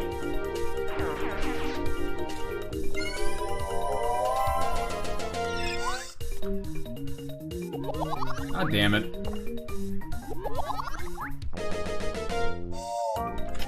Yeah, you can see the new double jump animation right here.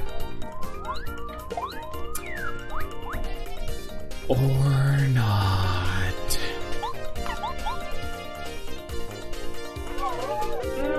Man, I remember when I was Bow's supposed to be showing off Bow's new smack attack, yeah. Anyway, here's the new double jump animation. Thank you.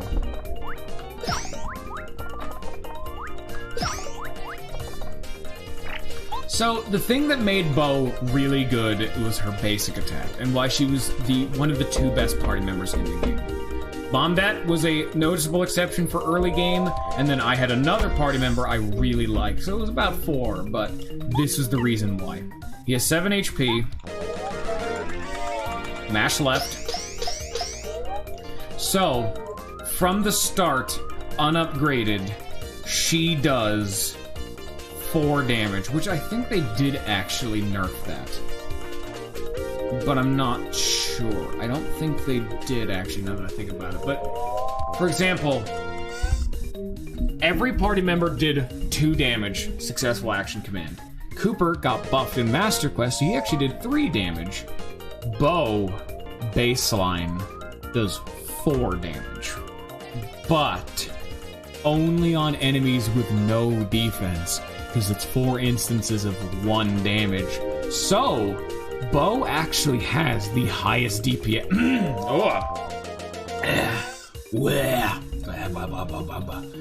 So Bow actually has the highest DPS of any party member, but only if they have no defense. But in the original Paper Mario, defense was so rare that she typically 9 out of 10 times was just the best answer anyway. Like, I can even fuck it up. And that's another thing that's really important about her. She can do precise damage. It's very rare that that's useful, but she can. She can specifically bring an enemy to a very particular amount of HP if needed. Because it's all instances of 1 damage. You can literally bring them down to the single digit of damage. But anyway, I think, as unfortunate it is, we're gonna have to call it there, as that forest, plus side questing, took way longer than I was expecting, because we had the first batch of Parakarry side quests, the first batch of Koopa side quests, and just a lot of guff along the way with that forest. So it took a while longer than normal. But anyway, I hope you all have enjoyed. I hope you all have a good rest of your day. And peace.